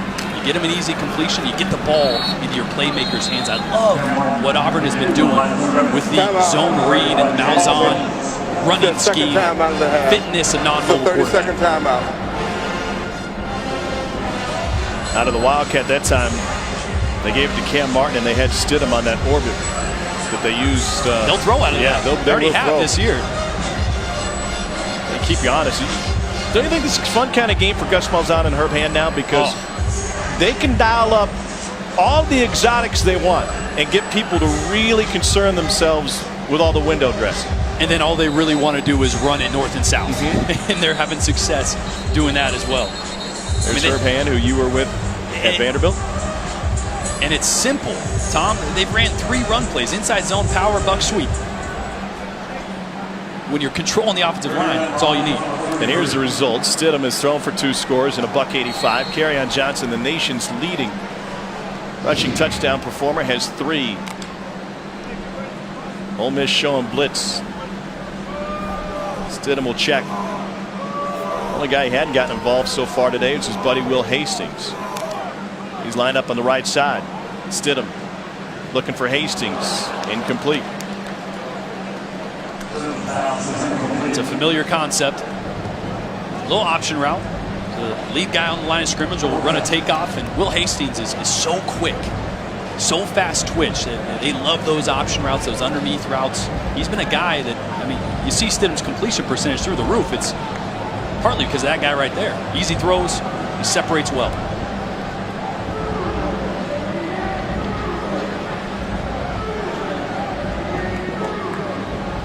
They're going to punt it away with 1:11 to go. Aiden Marshall, the walk-on. His only offer coming out of Northern Virginia was to James Madison. And that one carries into the end zone. 43-yard punt for Aiden Marshall. 1:02 to go. First of 3 today on the network. Coming up next, we'll take you to Columbia, South Carolina. Razorbacks there to take on Will Muschamp's Gamecocks. And then under the lights tonight, it's SEC Saturday Night, presented by Holiday Inn Express. Kentucky plays host to Missouri. That's a big one for Missouri. They got a couple more out-of-conference games left, but they've got Georgia next week. Will be there to see him in Athens, and it's tough sledding in this league right now for Missouri. Yeah, they got to sharpen up on both sides of the ball. The offense hasn't really emerged as I thought it would. When you have a 3,000-yard passer, 1,000-yard receiver, 1,000-yard rusher, you think they're going to be good, but Missouri's got a lot of problems right now. Georgia, not many. Alabama takes on A&M tonight, 7:15 on ESPN. LSU in Florida this afternoon. I can't wait for that one. It'll be a good one. I noticed something on the Alabama film that you Cole didn't notice, because you don't spend a lot of time watching special teams. I appreciate that. That's true. Folks, if you're watching Alabama tonight, watch their kickoff coverage unit. They lead the SEC in kickoff coverage with very average kickers. I mean, these aren't guys who are pinning the ball within the 5. But they have so much speed on their special teams that you have no chance to get anything accomplished. The guys on the ends, even the R4 and the L4, right? Did I say that right? Yeah. Okay. Those dudes are playing with their hair on fire. Nick Saban's got everybody playing hard. Then again, he had a Heisman Trophy winner on his punt coverage team a couple years ago. So Reuben Foster on the kickoff team as well. Tom, you're not going to see me watching special teams anytime soon. I'm just going to be honest with you. I got nothing for field goals, field goal, block, kick cover, kick return. You can have. You can be our special team specialist here on the crew. There's 3 units to the game, guys. I tell you what, though, I had a coach, and I played at Vandy, so we didn't have all the same athletes as anybody else. We would look at the kickoff team, and we'd know if we had a good shot or not that day. If they walked out and there were some dudes on that kickoff coverage team, we're like, oh, we're going to have a tough day. Think about this with Alabama. Of their 85 scholarship guys, 41 of them are 4- or 5-star recruits. And Nick Saban has convinced them, kind of in Billy Madison fashion, that it's cool to play special teams, right? Everybody does it. So if you can convince your stars to play special teams, that radiates throughout the entire team. Well, that's the buy-in. That's what Nick Saban's able to do. He's able to take the 5 stars, plug them into a system, and get them to play within the system. Guys that are used to being the star on the team and say, no, you go do special teams.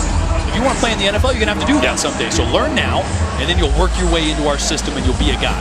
Kyle Field's going to be rocking tonight, 7:15 with Tess and Blackledge and Holly Rowe. She took in Midnight Yell last night. It's her first ever trip to Kyle Field. Her and Todd were down there. That was past our bedtime last week. 42-yard punt. And Auburn's offense coming back on the field. We got 22 seconds left in the half, so they're probably going to take a knee here. But fast forward this to the third quarter. If you're Auburn, how many series do you get Jarrett Stidham, and how soon do we go next level guys offensively? I think you're going to see probably 2 to 3 series with Jarrett Stidham. Maybe 2. You want to come out, you want to make sure that you don't come out lethargic after the second half. Get a good drive. Once you get a good drive and you feel good about your running backs, you feel good about Stidham, I think you might see them start to work people in, but not too early. I'd say second or third drive at the earliest. 386 yards of offense for Auburn in this first half. It's like they want to get a playoff or a couple. And 5 yards on first down. Thing got out of control quickly. Thanks to Kerryon Johnson, the nation's leader in rushing touchdowns. He's got 3. Auburn's got 35 on the board and nearly 400 yards of offense. Let's take it to studio. Peter, Shiz, and Dory.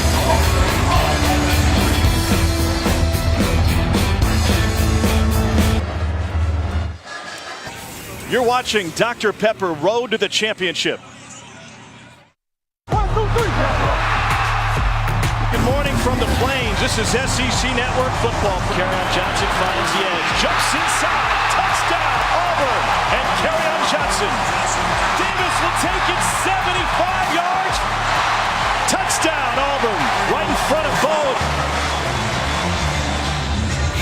Welcome back to SEC Network Football, presented by Allstate. Auburn in control through 1/2 of play. They're really in control on that 75-yard catch and run. And Matt Luke's got to rally the troops on the Ole Miss sideline. Gus Malzahn just wants to keep that bus rolling. Jarrett Stidham was efficient in the first half.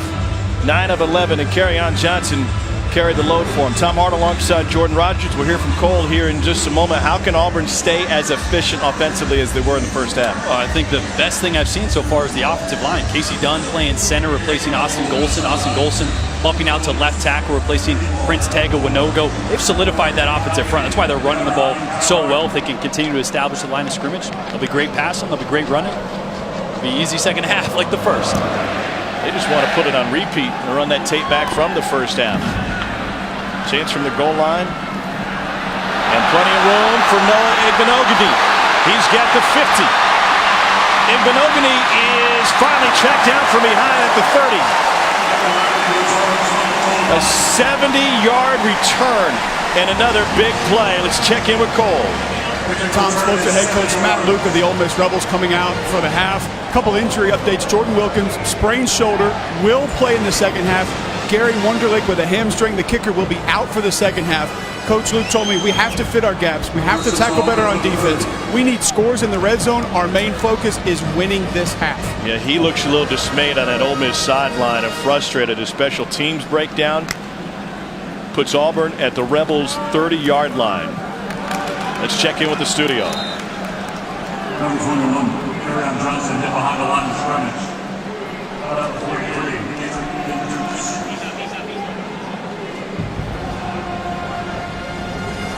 Second down 11.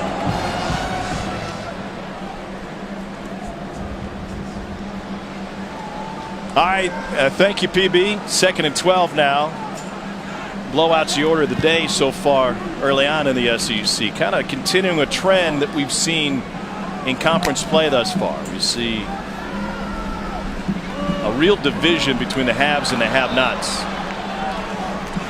Craig Myers, an intended receiver. Miles Hartsfield with the coverage. That will leave 3rd and 12. Gus told Cole at the half that they're going to kind of play it by ear as far as the quarterback plan for the second half. And after this, maybe you see Stidham again for at least another possession. Yeah, usually it's 2 positive drives, maybe 3, depending on what they see or how long these drives are. They want something to build off of. I want to make sure they made some adjustments at half, and that translated to the field.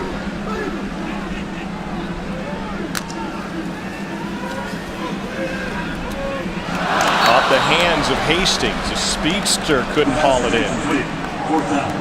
They don't have a catch yet today, but he's a fun kid to chat with, isn't he? Oh, my gosh.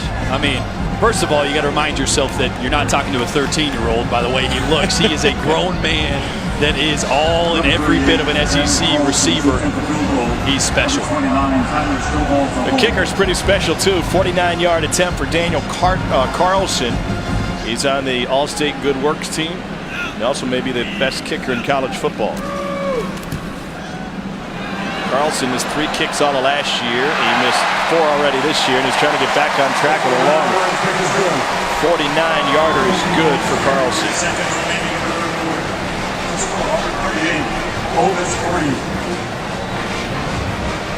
Tom, he chunked this, and it was good from 49. Yeah. This is me on a par 3 150 hitting it 100 yards, and he just made it from 49. He gets completely under this ball. I used to be a holder, so I know these things. Well, remember when we were here for the Georgia Southern game, they introduced all the Auburn players. He got maybe the loudest ovation of anybody. Did again tonight. Student section went nuts for him. He's going to make a lot of money on Sundays with a leg like that.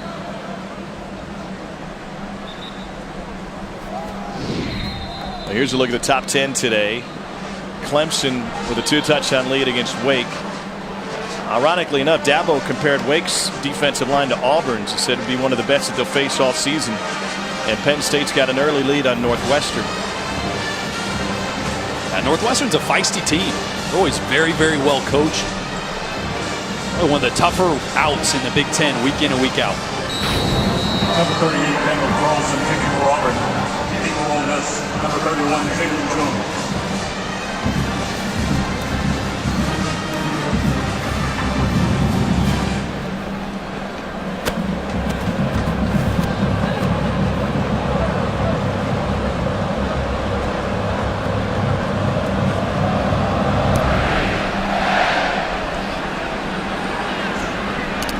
Flags down on Auburn's kicking team, and a return out to the 19-yard line for Ole Miss. Jones returns from the 5. Another milestone for College Game Day today. Coach Corso with his 300th headgear pick. USC and TCU are both undefeated when he picks them. And he went with the Horned Frogs today. They got West Virginia. Gary Patterson and FBS 17-0 at home as a top 10 team since his first full season in 2001. What's better than the headgear pick? Nothing. 1996. I was 8 years old. I probably just first started comprehending what college football was and enjoying it. Boy, I don't have a Saturday memory. On the kicking team, only 3 players on one side of the kicking team when the ball was kicked. That 5-yard penalty is added to the end of the run. First down. I don't have a single Saturday memory without that guy waking up early. It's awesome. Yeah. Yeah, he went with the Horned Frogs today. Game day back in Fort Worth. And West Virginia there this afternoon.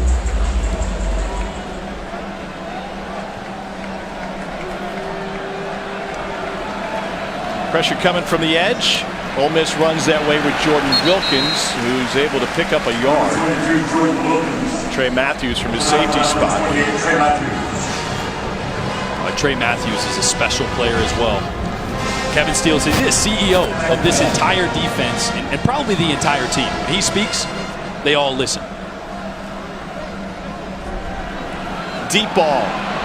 Caught! And an Ole Miss first down to A.J. Brown. 40-yard gain for Brown, the sophomore from Starkville. And they've had this a few times. This is the same route that Brown dropped earlier in the game on the other hash. Hauls this one down. They're going to get one-on-one matchups. And with big receivers, you got to win on those and you got to have an accurate pass. Both on that play.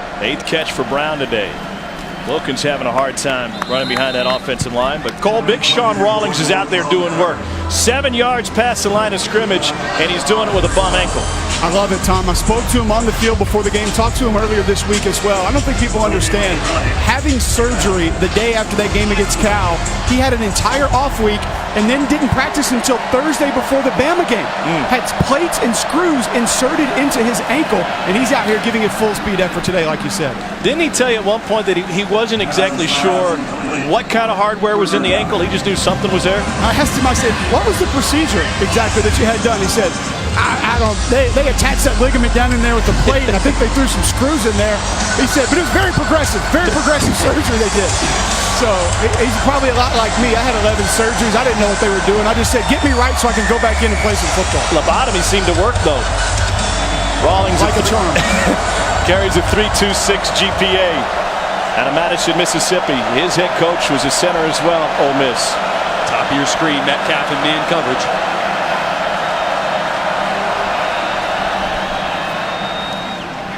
They work it to Van Jefferson, trying to stretch for the first down marker, and we'll see where the spot is. They're going to give it to him, it seems. A gain of 10 to Jefferson, whose dad is a wide receivers coach with the Dolphins.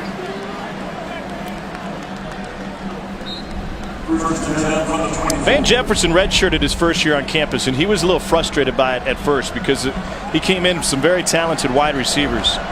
He looked back on it and said, you know what, I learned so much in that redshirt season. It was the best thing for me. They have a fantastic trio of receivers.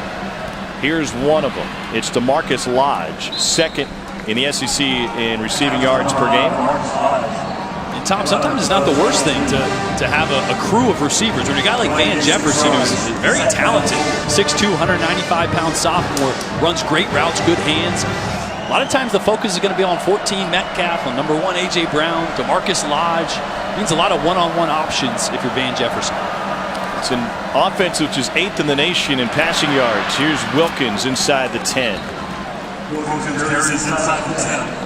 Tom, you think about moving A.J. Brown to the slot, which is what Phil Longo did before the season. Like Jordan mentioned, you got to have some bodies to be able to do that. I mean, he's an outside receiver at almost any school in the country.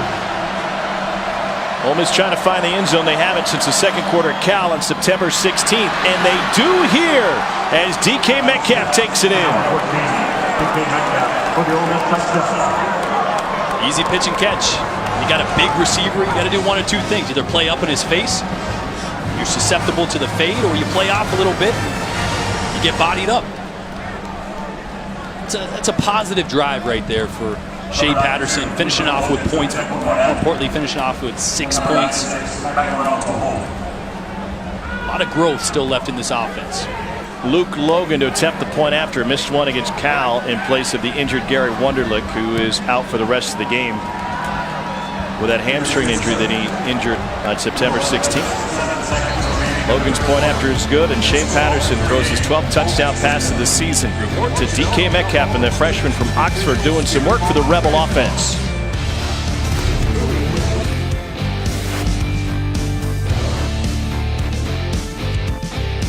Clayton is bringing you a look at how the Auburn fans have it made. This is Tiger Babies, a community outreach project supported by the Auburn School of Nursing and East Alabama Medical Center. It provides privacy for nursing mothers during home football events. Mothers have access to comfortable chairs, a changing table, and necessary supplies to tend to the children.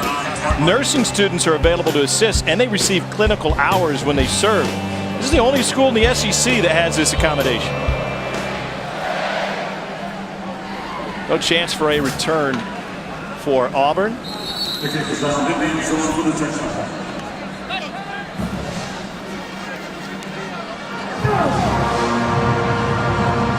Dinner with Jay Jacobs, the Auburn athletics director, last night. By the way, happy birthday, Jay.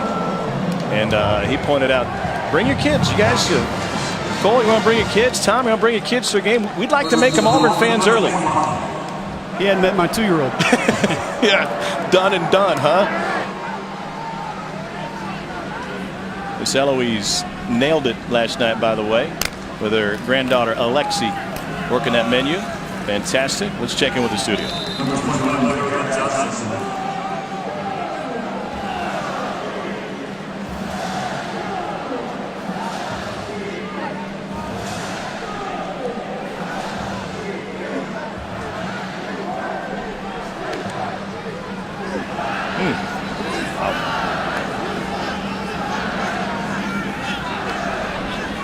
Georgia looks good. Auburn looks good.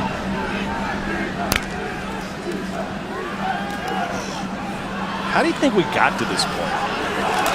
This separation within the league that we're seeing.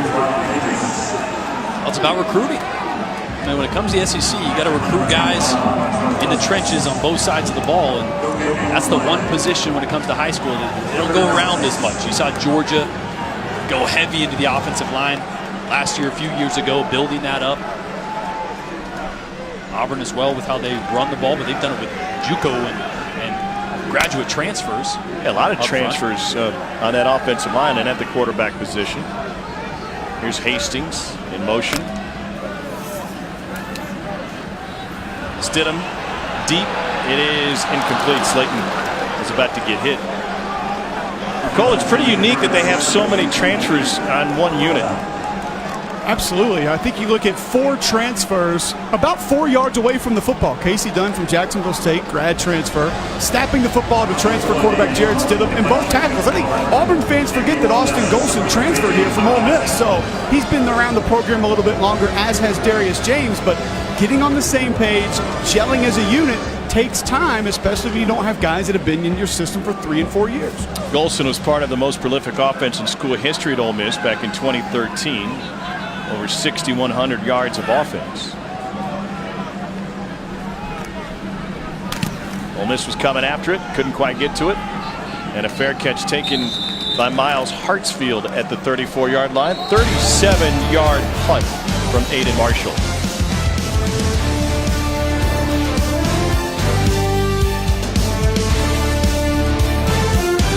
And now let's look at this great team play with today's All-States all-hands in play. That's the size on the outside that Kevin Steele was worried about, whether it's a jump ball or you have a receiver that bodies up. Tough to guard a guy that's 6'4", 225 and runs like a DB. K. Metcalf's a really good wide receiver. He's also a fantastic chef. He's considering a career in the culinary arts. I think we need to introduce him to Miss Eloise. Maybe who better to learn from? The shrimp and grits last night. I don't know why I bought it with anything else. You know, everything else is amazing.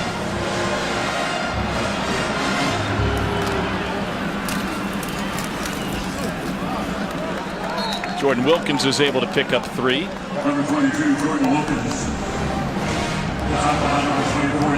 You got the shrimp and grits in front of the apple pie or behind it? Both sides of it. Here's Metcalf, the intended receiver. His dad, Terrence, played on the offensive line at Ole Miss and then in the NFL. Played for a Super Bowl and he was with the Bears. Was a left tackle for another pretty good quarterback at Ole Miss, Eli Manning. Didn't allow a sack over 2 years. Confusion on the defense. 3rd and 7. Patterson deep and too much. Van Jefferson, the intended receiver. Carlton Davis back there. That was swag with a mouthpiece there. Do you see that? No, I missed it. Carlton Davis. Oh, yeah. I just feel like those would be really annoying. Why so? I just feel like every time I played with someone like that, always the breathing sounded so labored. Oh. Not the fact that it's gold, no, just the mouthpiece itself. Yeah. Feel like you're guarded by Darth Vader back there. Yeah. Stephen Roberts back for the return. From the 11. Nowhere to go. Out to the 15. You want to pass out some mid-season hardware within the league? Let's take a look at J-Rodge's SEC mid-season award winners. Yeah, just because it's halfway doesn't mean we can hand out some awards. I mean, it's obvious. Jalen Hurts right now, the most valuable player. If you could ever be underrated or flying under the radar as an MVP, he's done it. Leading that team in rushing. And they got 3 running backs who can start all over the place. And haven't heard his name a ton tonight as I thought I would. Will Hastings, by far the most underrated player in the entire SEC. Not just because we're doing this game. He's unbelievable for Jared Stidham. And obviously, the Hail Mary. How can you beat it? Felipe Franks, no time left. Breaks the pocket, hits Tyree Cleveland in the back of the end zone on a throw that traveled 68.8 yards. Yes, I calculated. Wow. The Pythagorean theorem. Trigonometry at play in football field. Hastings not on the field right now. Kerryon Johnson run into his own guys, ran right over his H-back Chandler Cox. See, you watch special teams and the kicks, and I calculate how far the football actually traveled. Not the yardage gain, but how far the football traveled. How'd you do that? Well, he threw it from actually just outside the right hash, and it completed it just inside the midline. So you calculate, there's about 13 yards in between the hashes. Give a half point there, maybe add a yard for a conservative approach, and you go A squared plus B squared. C squared. Wow, who invited the Vandy guy to the party? Like that. Kerryon Johnson is able to find 2. I put my mathematical skills on display. It was the only C I ever got in high school, or excuse me, in college, period. Calculus at Vandy. And I still don't think I did. C's get degrees, Jordan. Just don't ever forget that. Only one. I'm still mad about it. Kerryon Johnson is doing A-level work today. He's got 3 rushing touchdowns. This is 3rd and 5. Hastings in the game at the slot, bottom of your screen. Here he is in motion. He runs a 4.3 40. Stidham, pressured by his own man, ran into his offensive lineman. Throwing on the run. It is complete for a first down. Nate Craig Myers got depleted at the end of that one, but it was after he picked up the first down and a gain of 15. And boy, he had Nate Craig Myers out of the break here initially. You're going to see it come on the left side of your screen. If he's able to step up, there's a window. He's got him again now. And then finally, at the end of that play, does a great job of keeping his eyes up. Finding number 3 over the middle. You see him putting his hand up. Tell you what, though, I've been fooled by too many receivers putting their hands up, so you still got to see it. They're always open, right? Jordan Matthews, now playing with the Buffalo Bills, never didn't put his hand up. He was always open. He's not open now, and he banged up. Here's Kerryon Johnson, and bottled up, reverses course, and rare a negative play for Auburn today. That's a loss of 6. I think that's only the 2nd negative play for the Tigers. Zedrick Woods there to bring him down. I'm sure you're not surprised the energy with which Ole Miss came out defensively after the half. Yeah, that's one of the best parts about Wesley McGriff. I was able to motivate guys. A stretch of the imagination. He can find ways to get them playing and continue the aggressive nature that he wants to instill in this defense. Here's Johnson on the screen. Gets one block. Looking for another. Powers his way through for the first down. This dude is something else. It's a gain of 20. Tom, he played at the same high school as Jordan Matthews, who Jordan just mentioned a few moments ago. I think we're seeing this turn into his offense. I think we're seeing this offense begin to become one that Kerryon Johnson is going to be the center point and the focal guy if they're going to continue to have success. It's their 11th play of 15 yards or more. The chunk plays are certainly there from Auburn, and if it's his offense, he's making it look like it. Remember, Cameron Petway basically not available today, still trying to come back from injury. They haven't been healthy in the same game yet this season. So if you're looking at Auburn's schedule, hey, this game we can go ahead and go Sharpie on. Stidham, end zone, too much. I mean, there is a very real chance. They'll be favored in every game until they get to Georgia. Then we'll see where both teams stand. That they could be 8-1 going into the Georgia game, with their last 2 conference games being Georgia and the Iron Bowl. But they could be poised for something really special. Yeah, and in this league, you never look over a road game, which they have 3 in a row coming up. LSU, Arkansas, and at Texas A&M as well. They're better than all 3 of those teams right now. The way they're playing defense and what we've seen today, them running the football. Still, the road in the SEC is tough. This is what's going on for Auburn going forward. At LSU, at Arkansas, then a bye week to close out the month of October. That'll set them up for a trip to Kyle Field before Georgia, currently the 5th-ranked team in the country, and then Alabama come to town over the 2 of the last 3 weeks. Lost 8 of 10 to the Dogs, and they've lost 7 of 9 to Alabama, but those wins came in magical seasons for Auburn in 2010 and 2013. Trying to stay healthy on the offensive line. And Mike Horton, the sophomore out of Lakeside High School in Atlanta, is injured right now. He's their starting left guard. They have a very versatile offensive lineman in Austin Golson, who's played all 4 positions so far this season. It's a 38-10 lead for Auburn. We'll step away for a timeout. Back in a moment.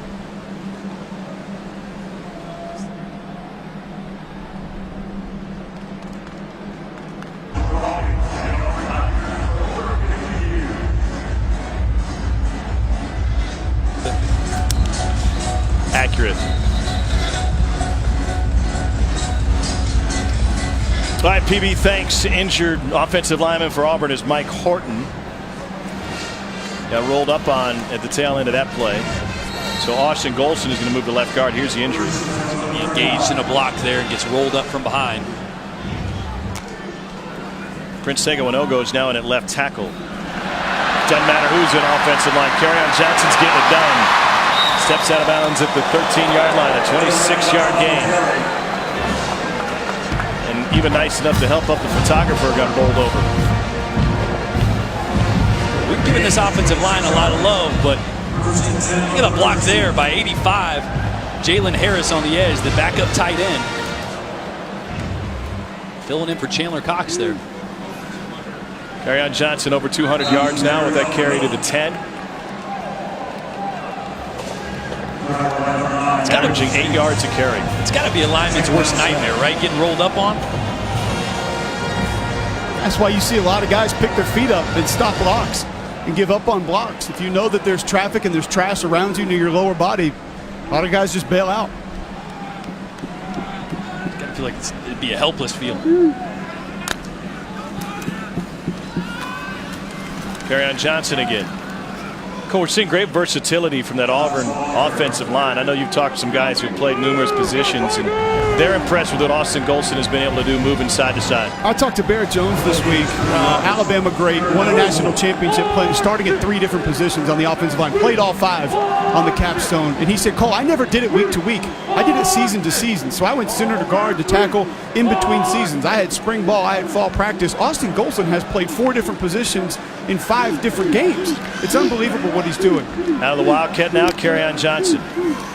Looking for another score, gets hit in the backfield. DeMarcus Gates brought him down.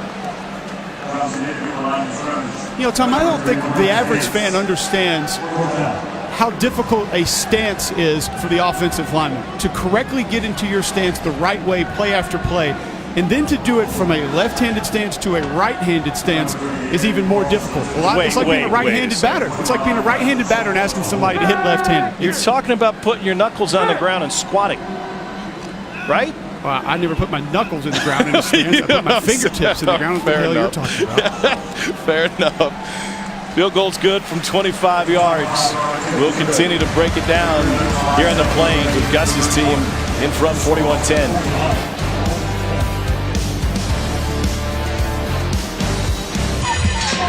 Kerryon Johnson's put up some monster numbers today, and he continues to roll. 28 carries for 204 yards. He's averaging 7.3 yards a carry. The Braves now scored 11 rushing touchdowns over the last 3 games. Isn't that unbelievable? Yes, it is. The breakaway speed's back, too. When you flip on the film, Mississippi State last week, he breaks a run, first or second play of the game, can't remember, and he kind of pulls up, right? Doesn't feel like he had the top-end speed. I mean, haven't seen any limitations out of Kerryon Johnson today, and that's a big positive and breath of fresh air for Auburn. How does it change when they get Cameron Petway back? I mean, there's the combo you want. You got the slasher, the speed guy, and then no slight to the fact that Kerryon can still be physical, and then you got your bruiser and Cameron Petway. It's just 2 different looks that you can go in and out of Wildcat. You can change up guys on the goal line. It just creates some problems for defense, scheming the type of runs you do with each player. Auburn scored 40 points in 3 straight SEC games for the first time in school history, with 41 thus far against Ole Miss and still a quarter plus to go. Jalen Jones back to receive for Ole Miss.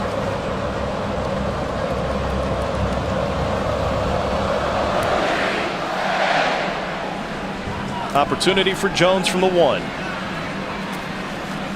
Past the 20. And out to the 25-yard line. Kerryon Johnson, the subject of our Capital One pivotal performance. All night he had holes to open up, and then he did the rest once he got to the secondary. Making guys miss. Linemen running downfield. I mean, this was a team effort from Auburn up front, establishing the line of scrimmage. You'll see there. No hesitation in his top-end speed. They've just been, I mean, they've had their will. They had their way with this Ole Miss defense. It's been good to see, but it's also scary. We talked about Auburn's schedule earlier. with how well they've been throwing the football, to run the football like this today. It's a dangerous team going to the second half of this season.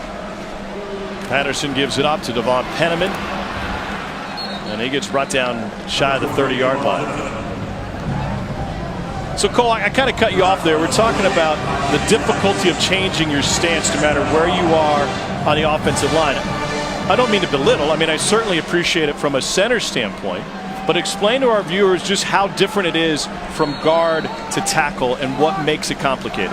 Guard to tackle is not as difficult as left to right, because you're changing your pivot foot, the foot that you're pushing off with, and how you change directions. And you may never have put your left or right hand in the ground when you go from side to side. Now, guard to tackle, the big difference is at tackle, you're going to gain more depth with your pass sets, and you're going to be in more one-on-one situations. So you're going to set back more than you are over. When you're at guard, it's basically just a one-step set the majority of the time, and you oftentimes have help inside from a center. So if you get beat inside, you got your center right there helping you out, and you can cheat a little bit when you know you have that help.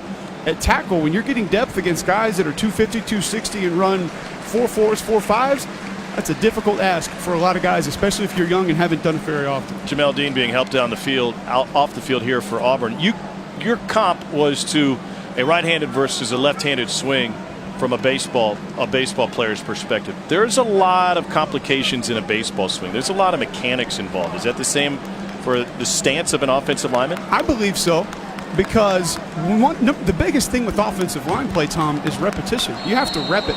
You're never going to be an expert with something until you rep it enough, and if you haven't done it on one side and then you go try to do it, mentally it's very difficult. On 3rd and 3, Penniman couldn't get to the line, and Ole Miss will be forced into a punting situation. By the way, pretty good left-handed hitter was signed on this week by Butch Thompson of the Auburn baseball team. Our buddy Gabe Gross, who was a first-round pick of the Blue Jays after playing here as an outfielder and as a quarterback, is now an assistant coach on the Auburn baseball staff. So congratulations to Gabe. I don't know what he's going to do with all those loud sports jackets he bought for television. Maybe wear them on road trips. 4th and 1. Cole, you want to be a baseball analyst this spring? Take that as a yes. Nothing on the return. Let's return once again to our SEC Network studios in Peter Burns.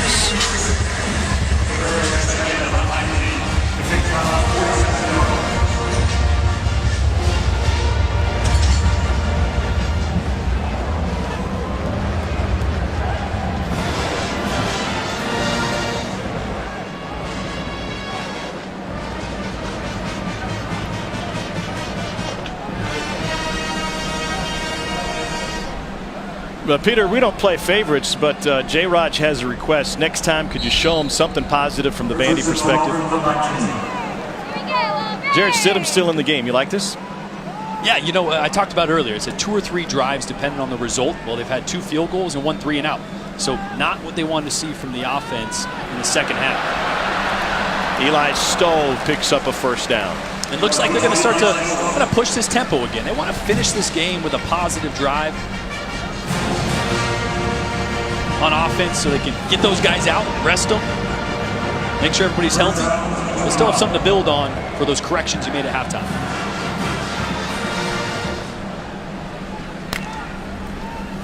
Stidham has been very efficient today, and he completes this one behind the line of scrimmage to Eli Stove. Jarrett Stidham came into this game 8th in the country with a 72% completion rate. That would be the school record as of now. Cole's old quarterback, Ben Leard, currently holds the school record. He completed 70.7% of his passes. Great protection. The offensive line guy would say that. What do you mean? Like it's so easy to deliver the ball, accurate? No, Malik Miller gets his first carry of the game. We've got a flag on the play. The freshman from Madison Academy in Huntsville. Same school that produced Kerryon Johnson. Holding, offense, number 85, 10-yard penalty, second down. Jalen Harris with the hold. Cole makes a good point, though. When you turn on the film of just say the Clemson game, they're taking shots and Stidham's eyes are dropping because he's getting blasted. Guys are leaking through all over the place. When they shorten up the offensive line, moving Golson to left tackle, Dunn to center. I think you saw more consistency, and last week they were able to sit back there in the pocket and take shots downfield. Stidham has incredible arm talent. You give him the time, he's going to be accurate. He's going to deliver it all over the field. So Cole's right. This offensive line has really opened up the vertical passing game and made it easy, if you can, on Jarrett Stidham. Delayed handoff to Miller gets him nothing. And that'll bring it into the third quarter. Auburn with a 41-10 advantage on Ole Miss. The Tigers trying to go to 5-1 on the year. 15 minutes away.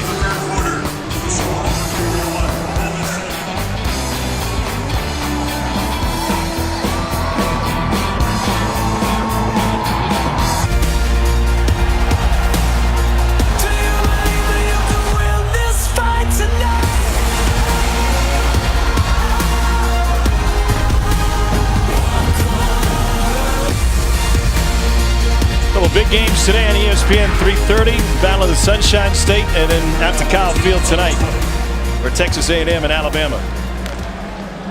Jarrett Stidham from Stephenville, Texas. Baylor transfer quarterback for Auburn. Trying to set up a screen, and he misfired. We were talking about this earlier in the opener for Auburn this season. I don't know how Texas Jarrett Stidham is. He committed to Baylor on a country music station, a 15,000-watt country music station in Stephenville, Texas. Talked to him about it before the season. He goes, "Yeah, man, I forgot about that." He goes, "But that was the station. They carried our high school games. Go in the afternoon, get on the radio, tell everybody that you're going to Baylor." And then put Kenny Chesney back on. Yeah, I mean, straight out of Friday Night Lights. He's like, "Listen, we got a road game. Town's shut down. Everybody's gone." Art Briles was the former coach at Stephenville. We got a punter run into, and Auburn's going to keep possession, it looks like. Well, we'll see the distance of it. 44-yard punt. What a journey for Jarrett Stidham to make his way to the Plains. Stephenville High School's produced 12 Division I quarterbacks. Kevin Cobb, who made it to the NFL, was there under Art Briles. Originally wanted to go run the air raid at Texas Tech. Backed off on that commitment, went to go play for Art Briles at Baylor. Things got sideways in a big way. That's an understatement there. So he decides to transfer and ended up spending a semester as a scout team high school quarterback. He said it kind of reminded him of that Peyton Manning Saturday Night Live skit. That bell just declined. Jarrett Stidham's out there throwing to 14 and 15-year-olds on the scout team for a high school team. It's not like he's throwing to the juniors and seniors. Fastballs knocking guys over. You got to take a little juice off that. Guarantee guys' hands were. Yep. He knew that one. Can't touch that guy.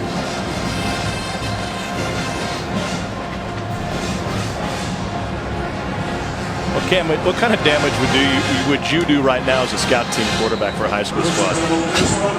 Probably not as much as my ego would like to think. I had shoulder surgery back in 2011. My arm's a little stiff now. Some heavy hitters getting in on the action in Nashville. Here's Peter.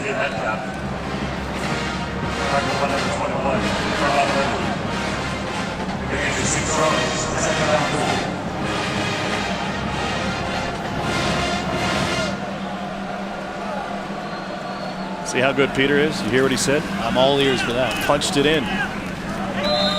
You're all over it. Took a bite out of Vandy's defense. 3rd and 2.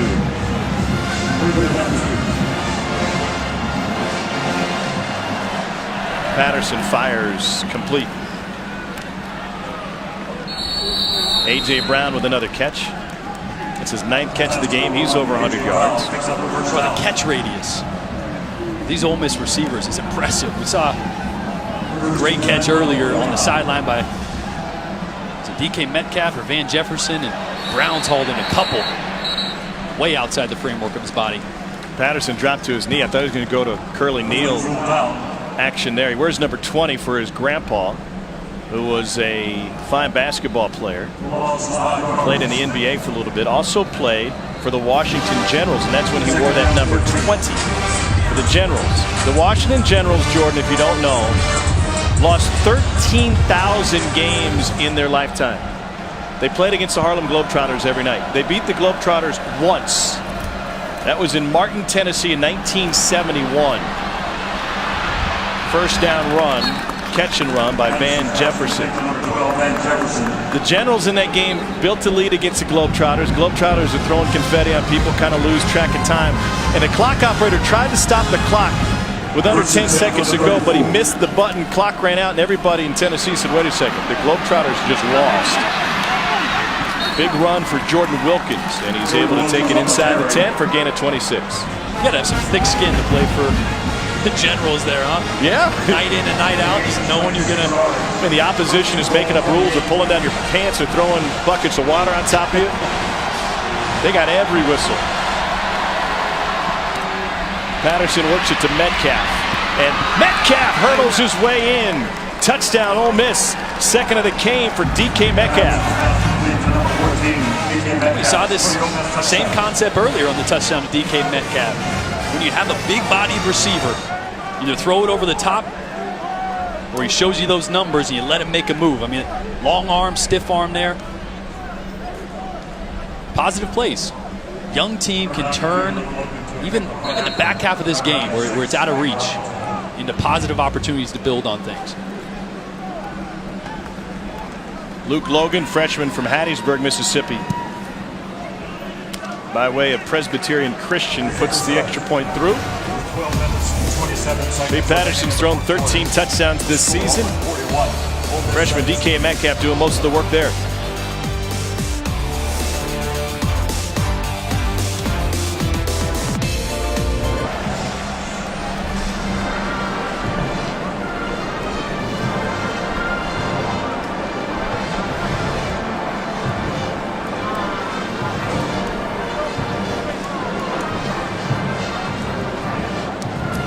Peter, you work with the shots that you get.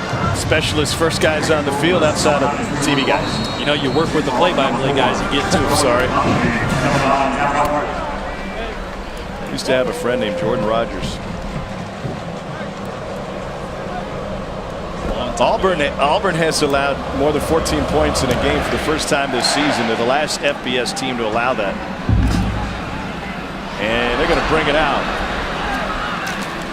Out to the 16-yard line, maybe the 17. Peter showed it. Williams-Brice Stadium this afternoon. Arkansas is here to take on South Carolina. And then to cap off the night, it's Missouri squaring off against 4-1 Kentucky in our SEC Saturday night game. Both games also streaming live on the ESPN app. I've always thought, just as an outside observer, that when you lose a game like Kentucky lost to Florida in heartbreaking fashion, where they made their own mistakes. Don't make any mistake about it, but those can be really tough to come back from. Yeah, you got to make sure losses like that don't turn into 2 or 3. That's a mentality thing. Jared Stidham still in the game, up 41-17, and Cam Martin gets a carry. One game there for Martin. Jared Stidham started at Baylor. Cam Martin signed with Baylor, then was released from his national letter of intent when Art Briles was suspended and eventually fired. The Briles gave a recommendation of Martin to this Auburn coaching staff. Easy to see the speed. He was an anchor in a 4x200 relay team that set a national high school record.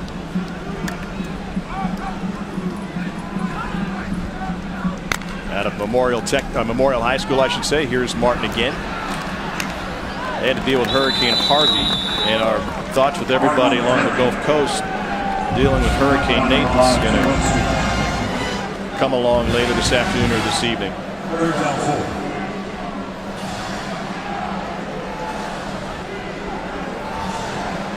Freshman quarterback Malik Willis waiting for his turn. Yeah, I was going to say, this will be the last drive we see Jared Stidham. They wanted a little more out of this offense in the second half, but well into the fourth quarter now. Getting their young guys to run.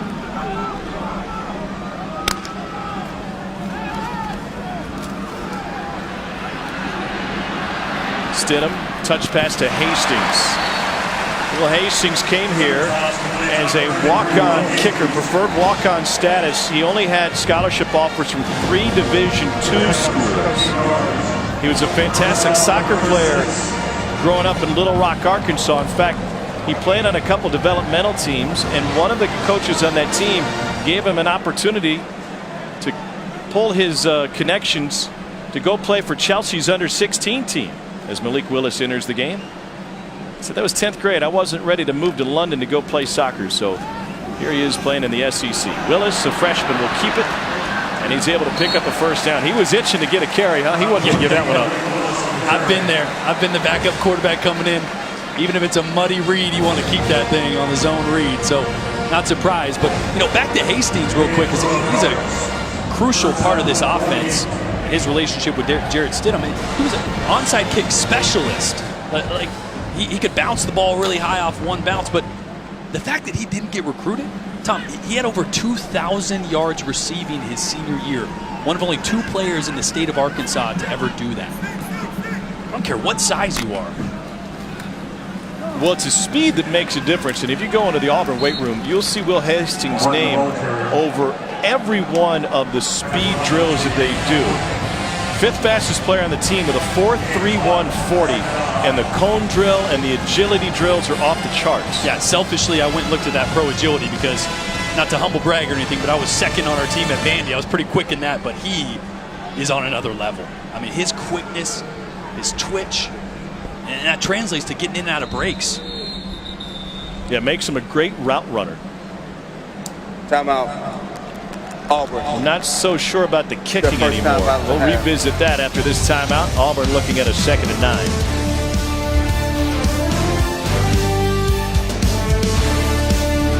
Network football is presented by Allstate, official protector of college football fans.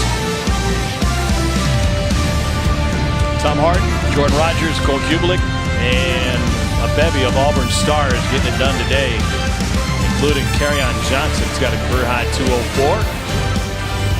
Going with 3 touchdowns.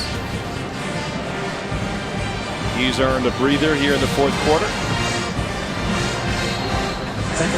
28 carries for 204. That's 7.3 yards per carry.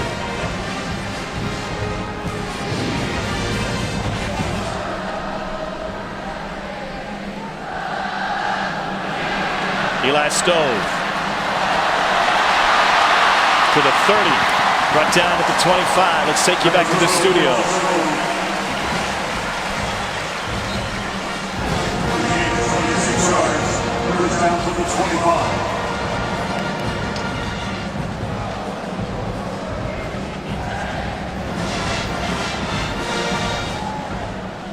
Don't call it a comeback. Finally, we get a good Vanderbilt highlight. Yeah, what we asked, all you got to do is ask. Malik Willis in at quarterback again. This will be his 2nd snap at QB. And for the 2nd time, he's going to keep it on the read. Able to throw down a stiff arm and take a hit. And Stidham, once again, is going to come back in after 1 play. And this is 2 quarterback system. You got an option running team. And you have a quarterback, one that's not mobile, one that is. Some teams operate like this. Not something we'll see Auburn do down the road, but that was a design quarterback power on that one. They fake run to the left. You got a pulling guard and a tight end on the outside, both blocking power for the quarterback. You won't see him run that with Stidham.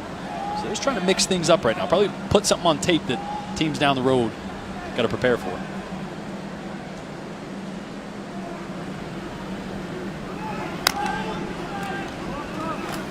Malik Miller, freshman running back, 2 yards. Yeah, I think, Jordan, with the 20-hour practice week, you're talking about how much can you really prepare for and how much can you really see. And you're forcing your opponent to at least put that on the practice field, watch it in film, and be ready for that being presented down the road. And I think probably for Malik, it doesn't feel like garbage time, right? Because Stidham's still in there. So I think there's a mentality of that as well. Getting Malik Willis some valuable reps. I know the score is 41-17, but an opportunity to step in there in what he feels like is a game situation and see how he responds. We asked Chip Lindsey, too, about a potential package for Malik Willis. He said, we're not quite there yet. It's not something that we've ruled out, but we're not there ready to say that's going to be a regular part of what we do moving forward. Possibly after today, it could be.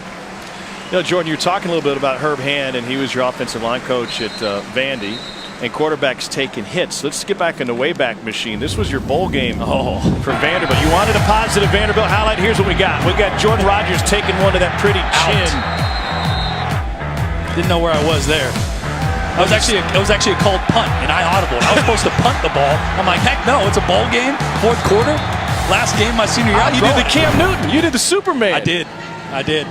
Third down, 4 from the Mouth was all bloodied Yeah, up. that's a shot we didn't get, but Herb Hand has shown that to his quarterbacks. He showed it to Jarrett Stidham, and I think the idea was, here's a guy that knows how to play after taking a shot. Tell you what, this one right here just went down today. Kyle Shermer passed me 6th all time. He's going to have a heck of a career there if they keep him upright. They can't run the ball right now, but enough talking about me. That was. Well, I mean, you're the guy that's tracking your own numbers, so. I just saw it on Twitter. You know, someone sent me a text. Hey, you're gonna be out of the top 10 soon. How'd you like playing for Herb Hand? I loved Herb Hand. You talk about just a guy off the field that one of the best human beings I've ever spent time around. There's certain coaches that you want to fight for. And I always say, if I'm in a dark alley and there's a few guys I want, if he's on my coaching staff, he's my first pick. Because he'll go to battle with you. And we had something every pregame.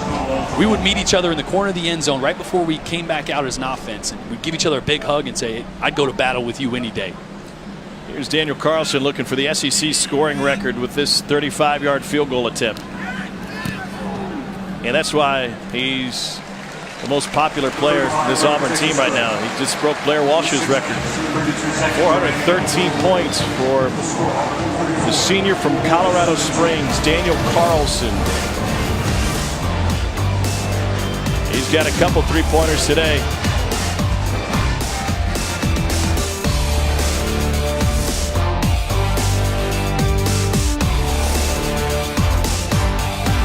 I hope you have plenty of battery life. You're about to become the most popular KD in Auburn history.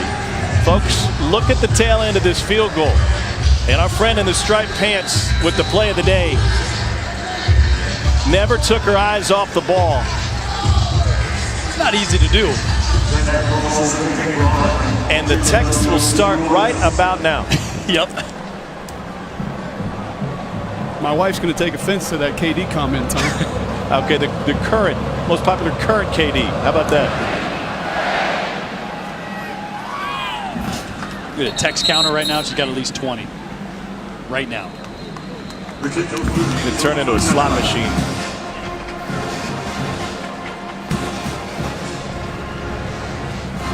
You know where that's going to show up? That's going to show up on Thinking Out Loud. Every Monday at 7 o'clock Eastern, McElroy and Spears talk about the football news of the week from both sides of the ball and even in the stands. You can also stream it live on the ESPN app.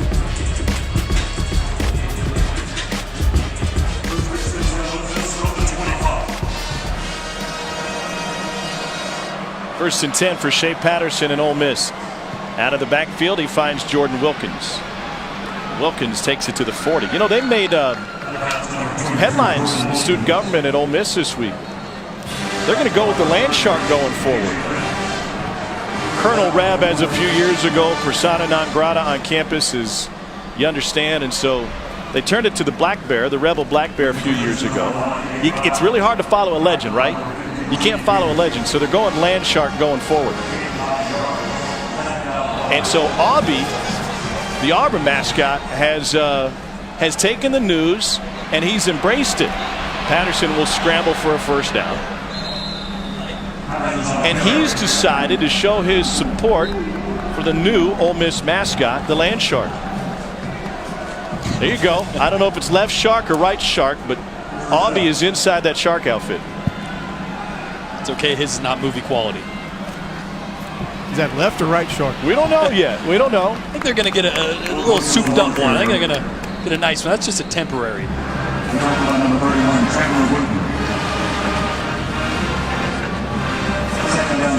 That looks more like right shark to me.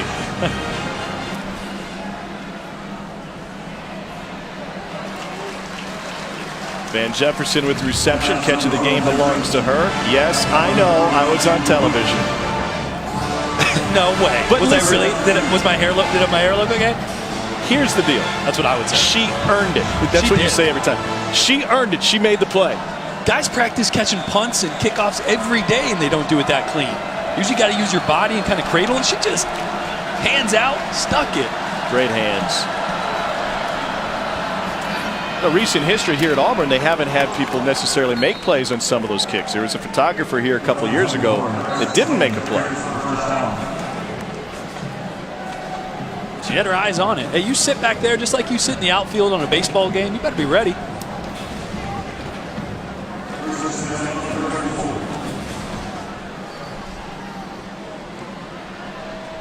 Over the middle, that's complete to the 20.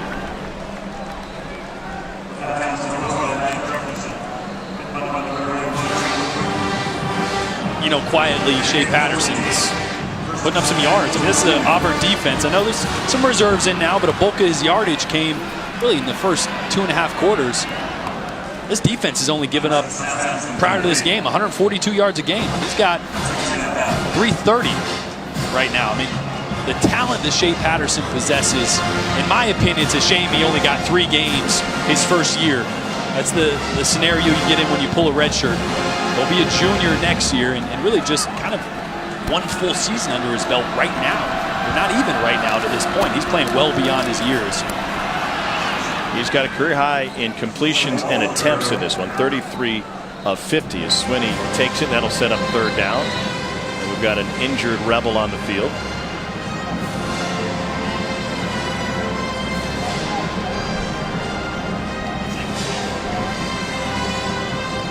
Senior tight end Ty Quick out of Terry, Mississippi.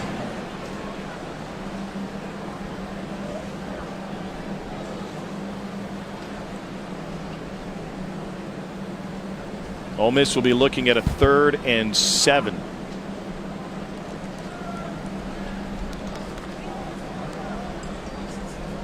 Let's take a look at today's backstage pass.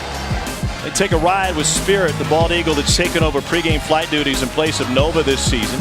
Spirit's the only bald eagle who's ever flown at Jordan-Hare. Brought in with a police escort on Saturdays before he takes flight. Came to Auburn in 1998 and is part of the Southeastern Raptor Center when he's not circling Jordan-Hare. He went on a nice long circle before the game today, didn't he? That was pretty cool. Seen it a few times, but never gets old. 10th play of the drive here for Ole Miss. Trailing by 27. Score would make things really interesting. A.J. Brown in the slot. This has been his go-to guy. Patterson out of the backfield finds Wilkins. Slices through, and Wilkins takes it down to the 1.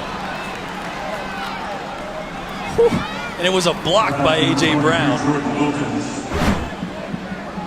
Here's our guy Spirit before the game. Stayed up on that jet stream for a while. Took a few laps in the scenic route before finding the field. A few victory laps. 1st and goal. I circled A.J. Brown there. He peeled back on a huge block to spring Jordan Wilkins there.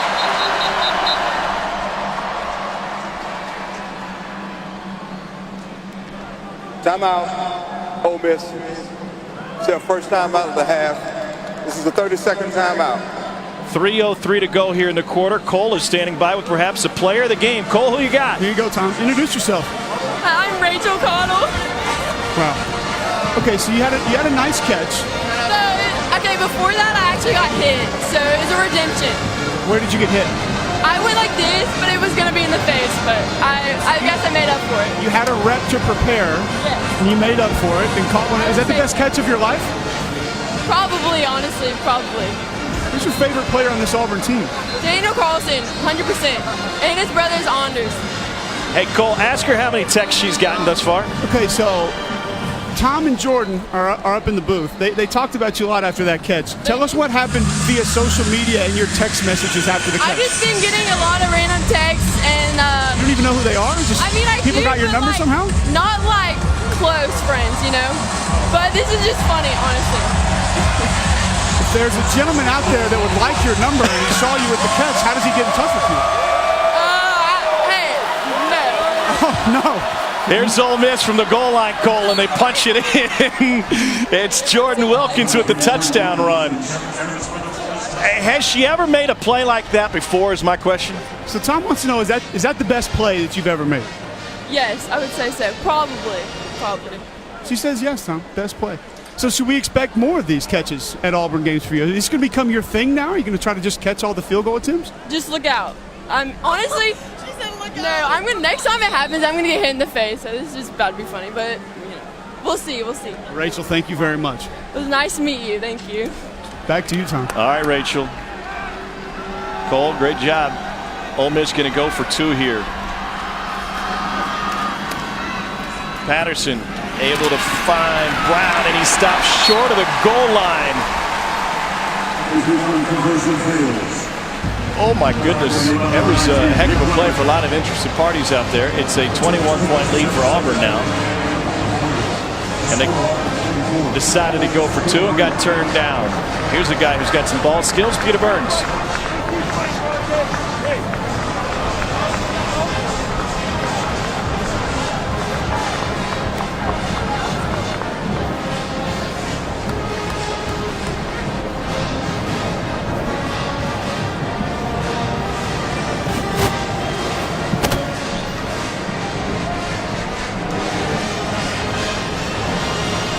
All right, Peter, thanks. That's game 2 today, then Missouri, Kentucky later tonight. Under the lights at Kroger Field.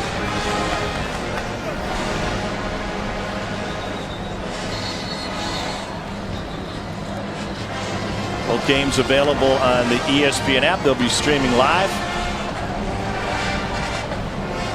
A lot of young mobile quarterbacks in this league. There are. Yeah. Shea Patterson on this side. South Carolina's got a pretty good one. Yeah, Bentley he's not the athlete that Hurts or Patterson or Nick Fitzgerald are, but he's sneaky. Hey, you know what he's got that Shea Patterson has a lot of too? Moxie. A lot of moxie. Ole Miss trying for the onside kick, and it's covered by Chandler Cox in Auburn. Under 3 minutes to go. We're talking about Will Hastings being an onside kick specialist. What did you think of the kicks that we saw him perform Thursday after practice? I've never seen anything like it. Probably a little rusty. I think he missed not quite what he wanted on the first couple too, but he gets that ball high. It's one of those bounces that hits the ground really quick, gets up, and there's goal. Look at that. There are a lot of people rooting for that to go on Cole's dome. Cole does a lot of things well. Cameraman, no. I mean, he selfied that. Malik Willis in a quarterback for Auburn.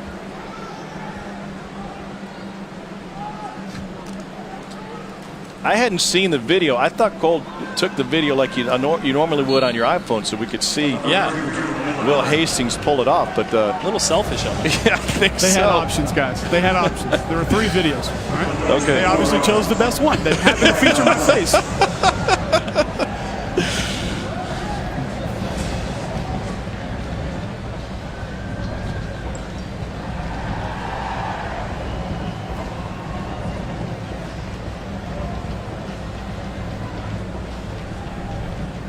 Second and 6 for Auburn. We'll get you out to Williams-Brice Stadium as soon as we're done here. Willis handles the low snap. This is Malik Miller. This is what's coming up for Auburn. It's an Auburn team that has got it going since that trip to Death Valley. And they've got a really good chance to win those 3 road games you were talking about. Favored as of now by FPI to knock off Georgia. And then the Iron Bowl could be setting up for something really special once again. A lot of road games, and then, boy, 2 big ones to finish. 2 out of 3 big ones to finish. Georgia, I mean, just where I'm sitting, it doesn't look like anybody's going to compete with Georgia or Auburn until that point. Obviously, it's the SEC. Anything can happen, but both these teams well-oiled right now. I think that's the one thing we're looking for right now. 3rd and 1. Auburn picks up the first down. It's why we love sports. It's why we love college football. These are teenagers and 20 and 22-year-olds. Like, mistakes are going to happen. Upsets are going to occur. And you look at Alabama and you go, no one can beat Alabama. Well, not if you play 100 times. But you only have to be better than them for 3.5 hours one time. And it takes focus. That's the biggest thing. I mean, Alabama, yes, they're a cut above everybody right now, but Auburn has the talent. They have physicality. They're so fast on defense. If you can play good defense, you can run the ball in the manner that Auburn has today. You couple that with that X factor, that missing piece that we haven't seen from Auburn in recent years, a quarterback that can deliver from the pocket, and beat you downfield. It's a scary combination. Now, Alabama's Alabama because they usually make you beat themselves or yourself. So you got to play 4 quarters of focused football, and that's not easy. Under a minute to go. Auburn putting the wraps on this one. SEC Now is coming up next. We'll get you set for Arkansas and South Carolina. Then later tonight, Missouri at Kentucky. The Tigers get 560 yards of total offense. Jarrett Stidham, 235 yards and 2 touchdowns in the air. Kerryon Johnson, 204 yards and 3 touchdowns on the ground. Ole Miss had 429 yards of offense on 81 plays, but misfired on their first couple of scoring opportunities. Wesley McGriff and Gus Malzahn exchanged pleasantries, and Malzahn picks up his 32nd win as the head coach at Auburn.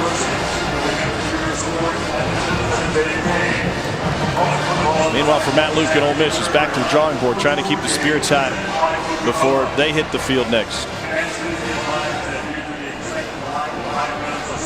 They've got Vanderbilt coming to town next week for an afternoon game.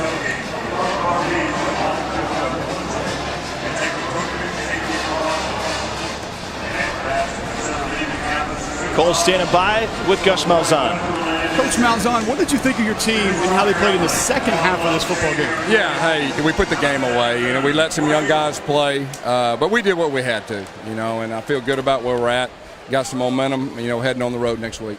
A lot of young guys got to play. Is this a strategy maybe with your quarterbacks we could see more of moving forward? You know, it's good to get Malik, you know, reps in the second half, 3 weeks in a row. I thought that was big. And the more he gets out there, you know, the more comfortable he'll get. You told us you did a few things different for an early kick this week. You have 3 consecutive road games coming up. Will that change your approach at all? You know, hey, we're going to keep doing what we're doing. Just try to get a little bit better each week. That's been our message. But I'm proud of our team. I mean, they're scary, you know, on offense. I thought we did what we had to do on our offense. We ran the ball good. We were balanced again, and we hit some passes down the field. Real happy with our players. This defense continues to stand up. A group that you know you can lean on. What do they show you today? Oh, credit. I mean, they did a super job, you know, containing a very explosive offense. And, you know, we put our twos in there, let them play a little bit, and they'll grow up as they go. Thank you, Coach. Thank you. Tom? All right, Cole, thanks. Chance for Gus Malzahn to appreciate this one, and the players to give their appreciation for the students. They watched them run their record of 5-1, now 3-0 in the SEC. 40-point plus in 3 straight SEC games for the first time in school history for Auburn. They got it rolling on the Plains. Next week they go to Death Valley for the second time. Couldn't win at Clemson. Can they do it at LSU? 44-23 is our final. Tigers get the win. Let's take you back to the studio. Peter, Chiz, and Doran.